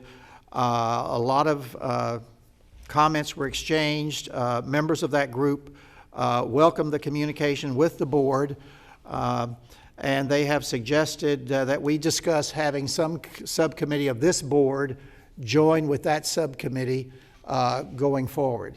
So that's something we're going to have to consider whether or not we want to do. I thought the presentation done tonight by the students that are going to be in the upcoming musical, I thought it was really great, and I hope the community supports it. I was quite impressed with the quality of the voices on those two students, that young man and that young lady. I thought they did a super job. And I really thought that the video that Mr. Goodall put together, along with the students, I'm sure, that worked on it, to me it was excellent because it really helped me to better understand the elective program that we have here and how that does help the students to understand possible career choices or college majors as they move forward. I thought it was a very well done video, though, in terms of informing the board about the curriculum of which we do approve. And it was focused on the elective program, which often doesn't get that kind of attention, but it is a very vital part of the program because sometimes it's the electives that the students most like about coming to school. And I want to commend Mr. Goodall for being such a good sport, putting on his various paraphernalia, and I was amazed that he could get down that slide. Thank you. Anyone else? Okay, seeing no one, closed session resolution. Be it resolved that the Board of Education of the Township of Monroe hereby moves to go into closed session in accordance with Sunshine Law, Chapter 231 of the Public Laws of 1975, NJSA 10:4-6 through 10:4-21, to discuss the following subjects. 1, legal advice regarding the Jamesburg tuition. 2, harassment, intimidation, and bullying incidents 33 through 36. The discussion conducted in closed session can be disclosed to the public at such time as the need for confidentiality no longer exists. So moved. Mr. Kaufman, is there a second business? Mr. Notstein, all in favor? Aye. Opposed? Abstentions? And at this time, we will move into closed session. How long do you think this would be? 30. 30 minutes? About 30 minutes.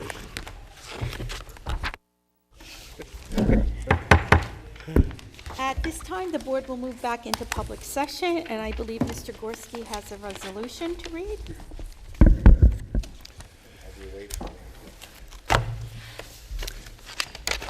It is recommended that the Monroe Township Board of Education authorize and direct Business Administrator Board Secretary to demand of the Jamesburg Board of Education delivery of a school warrant for past due tuition to the Monroe Township Board of Education pursuant to NJSA 18A:38-23.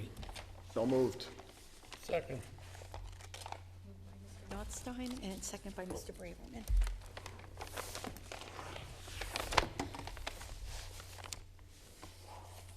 Any comments or questions? Then we will have a roll call. We have a board member missing? Yes. Ms. Antelis. I think we should wait. Well, wait a minute. Neither am I. This is where we play music. So she can vote? She vote after the fact? Doesn't have to be in order, Mike.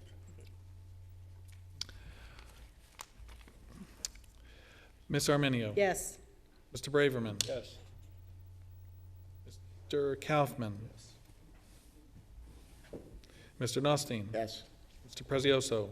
Yes. Mr. Poi.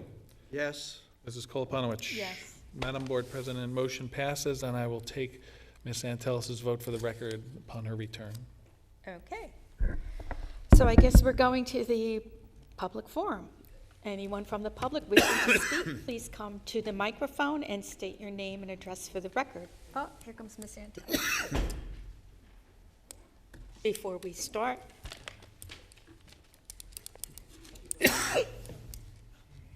Yes. Ms. Antelis. Yes. The motion was, it is recommended that the Monroe Township Board of Education authorize and direct Business Administrator Board Secretary to demand of the Jamesburg Board of Education delivery of a school warrant for past due tuition to the Monroe Township Board of Education pursuant to NJSA 18A:38-23. Your vote, ma'am. Yes. Madam Board President, motion passes unanimously. okay, thank you. Now we will go to public forum, and we will adhere to our 3 minutes. If we want to get out here faster, I'll give you a minute. No, I'm only kidding. Blue Masters 9, Michaela.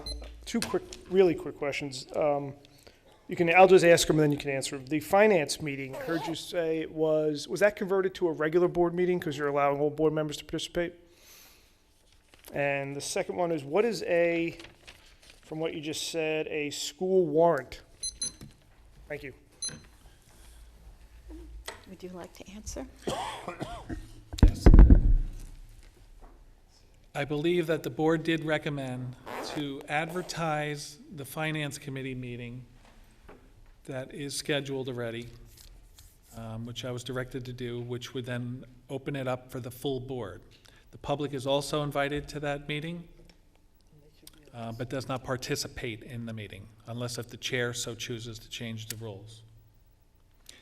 And the second question, the statute is not entirely clear, but a school warrant, in our opinion, is similar to a promissory note.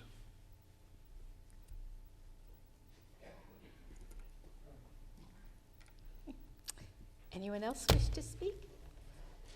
Give them the rest of this. Ira Tessar, 11 Elliott Drive. I'd just like to make the board aware and congratulate the Monroe competition cheerleading team. The last meeting I mentioned, they won the state competition in first time in more than 5 or 6 years or something like that. They participated in a national competition in Florida. They won a national title 2 years in a row. And also, I believe Mr. Poi saw the video of the competition, which is really good. They also won a grand championship, which means out of all the high schools attending the competition, Monroe got the highest score. So that really put Monroe on the map for that sport, and I'd like to officially congratulate them and make you aware of that. Thank you.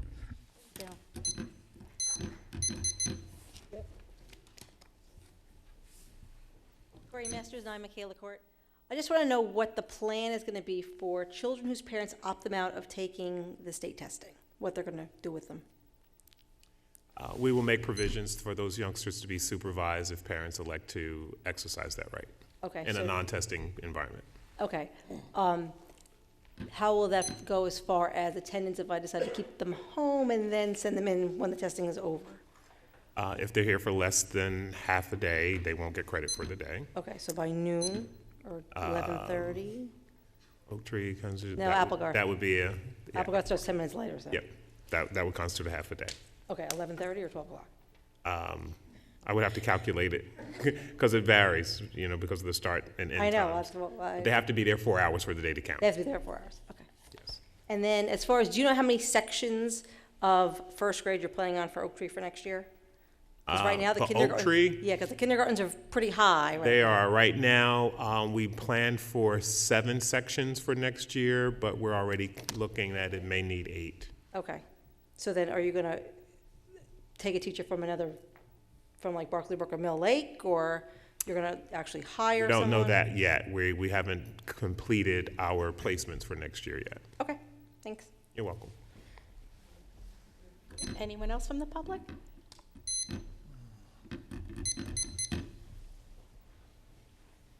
Marion Lester, 44 Avenue I. I just have a quick question. I was in the pharmacy and I noticed a flyer, and it's called Active Kids of Monroe, and it's for an summer aftercare program for a month after the Monroe Summer Rec Camp, and they are charging for that program, and the aftercare is going to be located at one of our facilities, Mill Lake School. Are we charging them for that facility, or can you explain this? That is? I have no idea. I would like to see the materials, if you don't mind, and I could reach out to you or send you an email to give you an answer.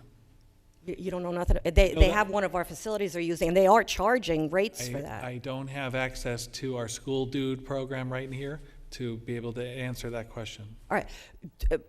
Don't you have to vet our school facilities through the board if we're going to be? That's a some- negative. No, no, no. Anyone else from the public?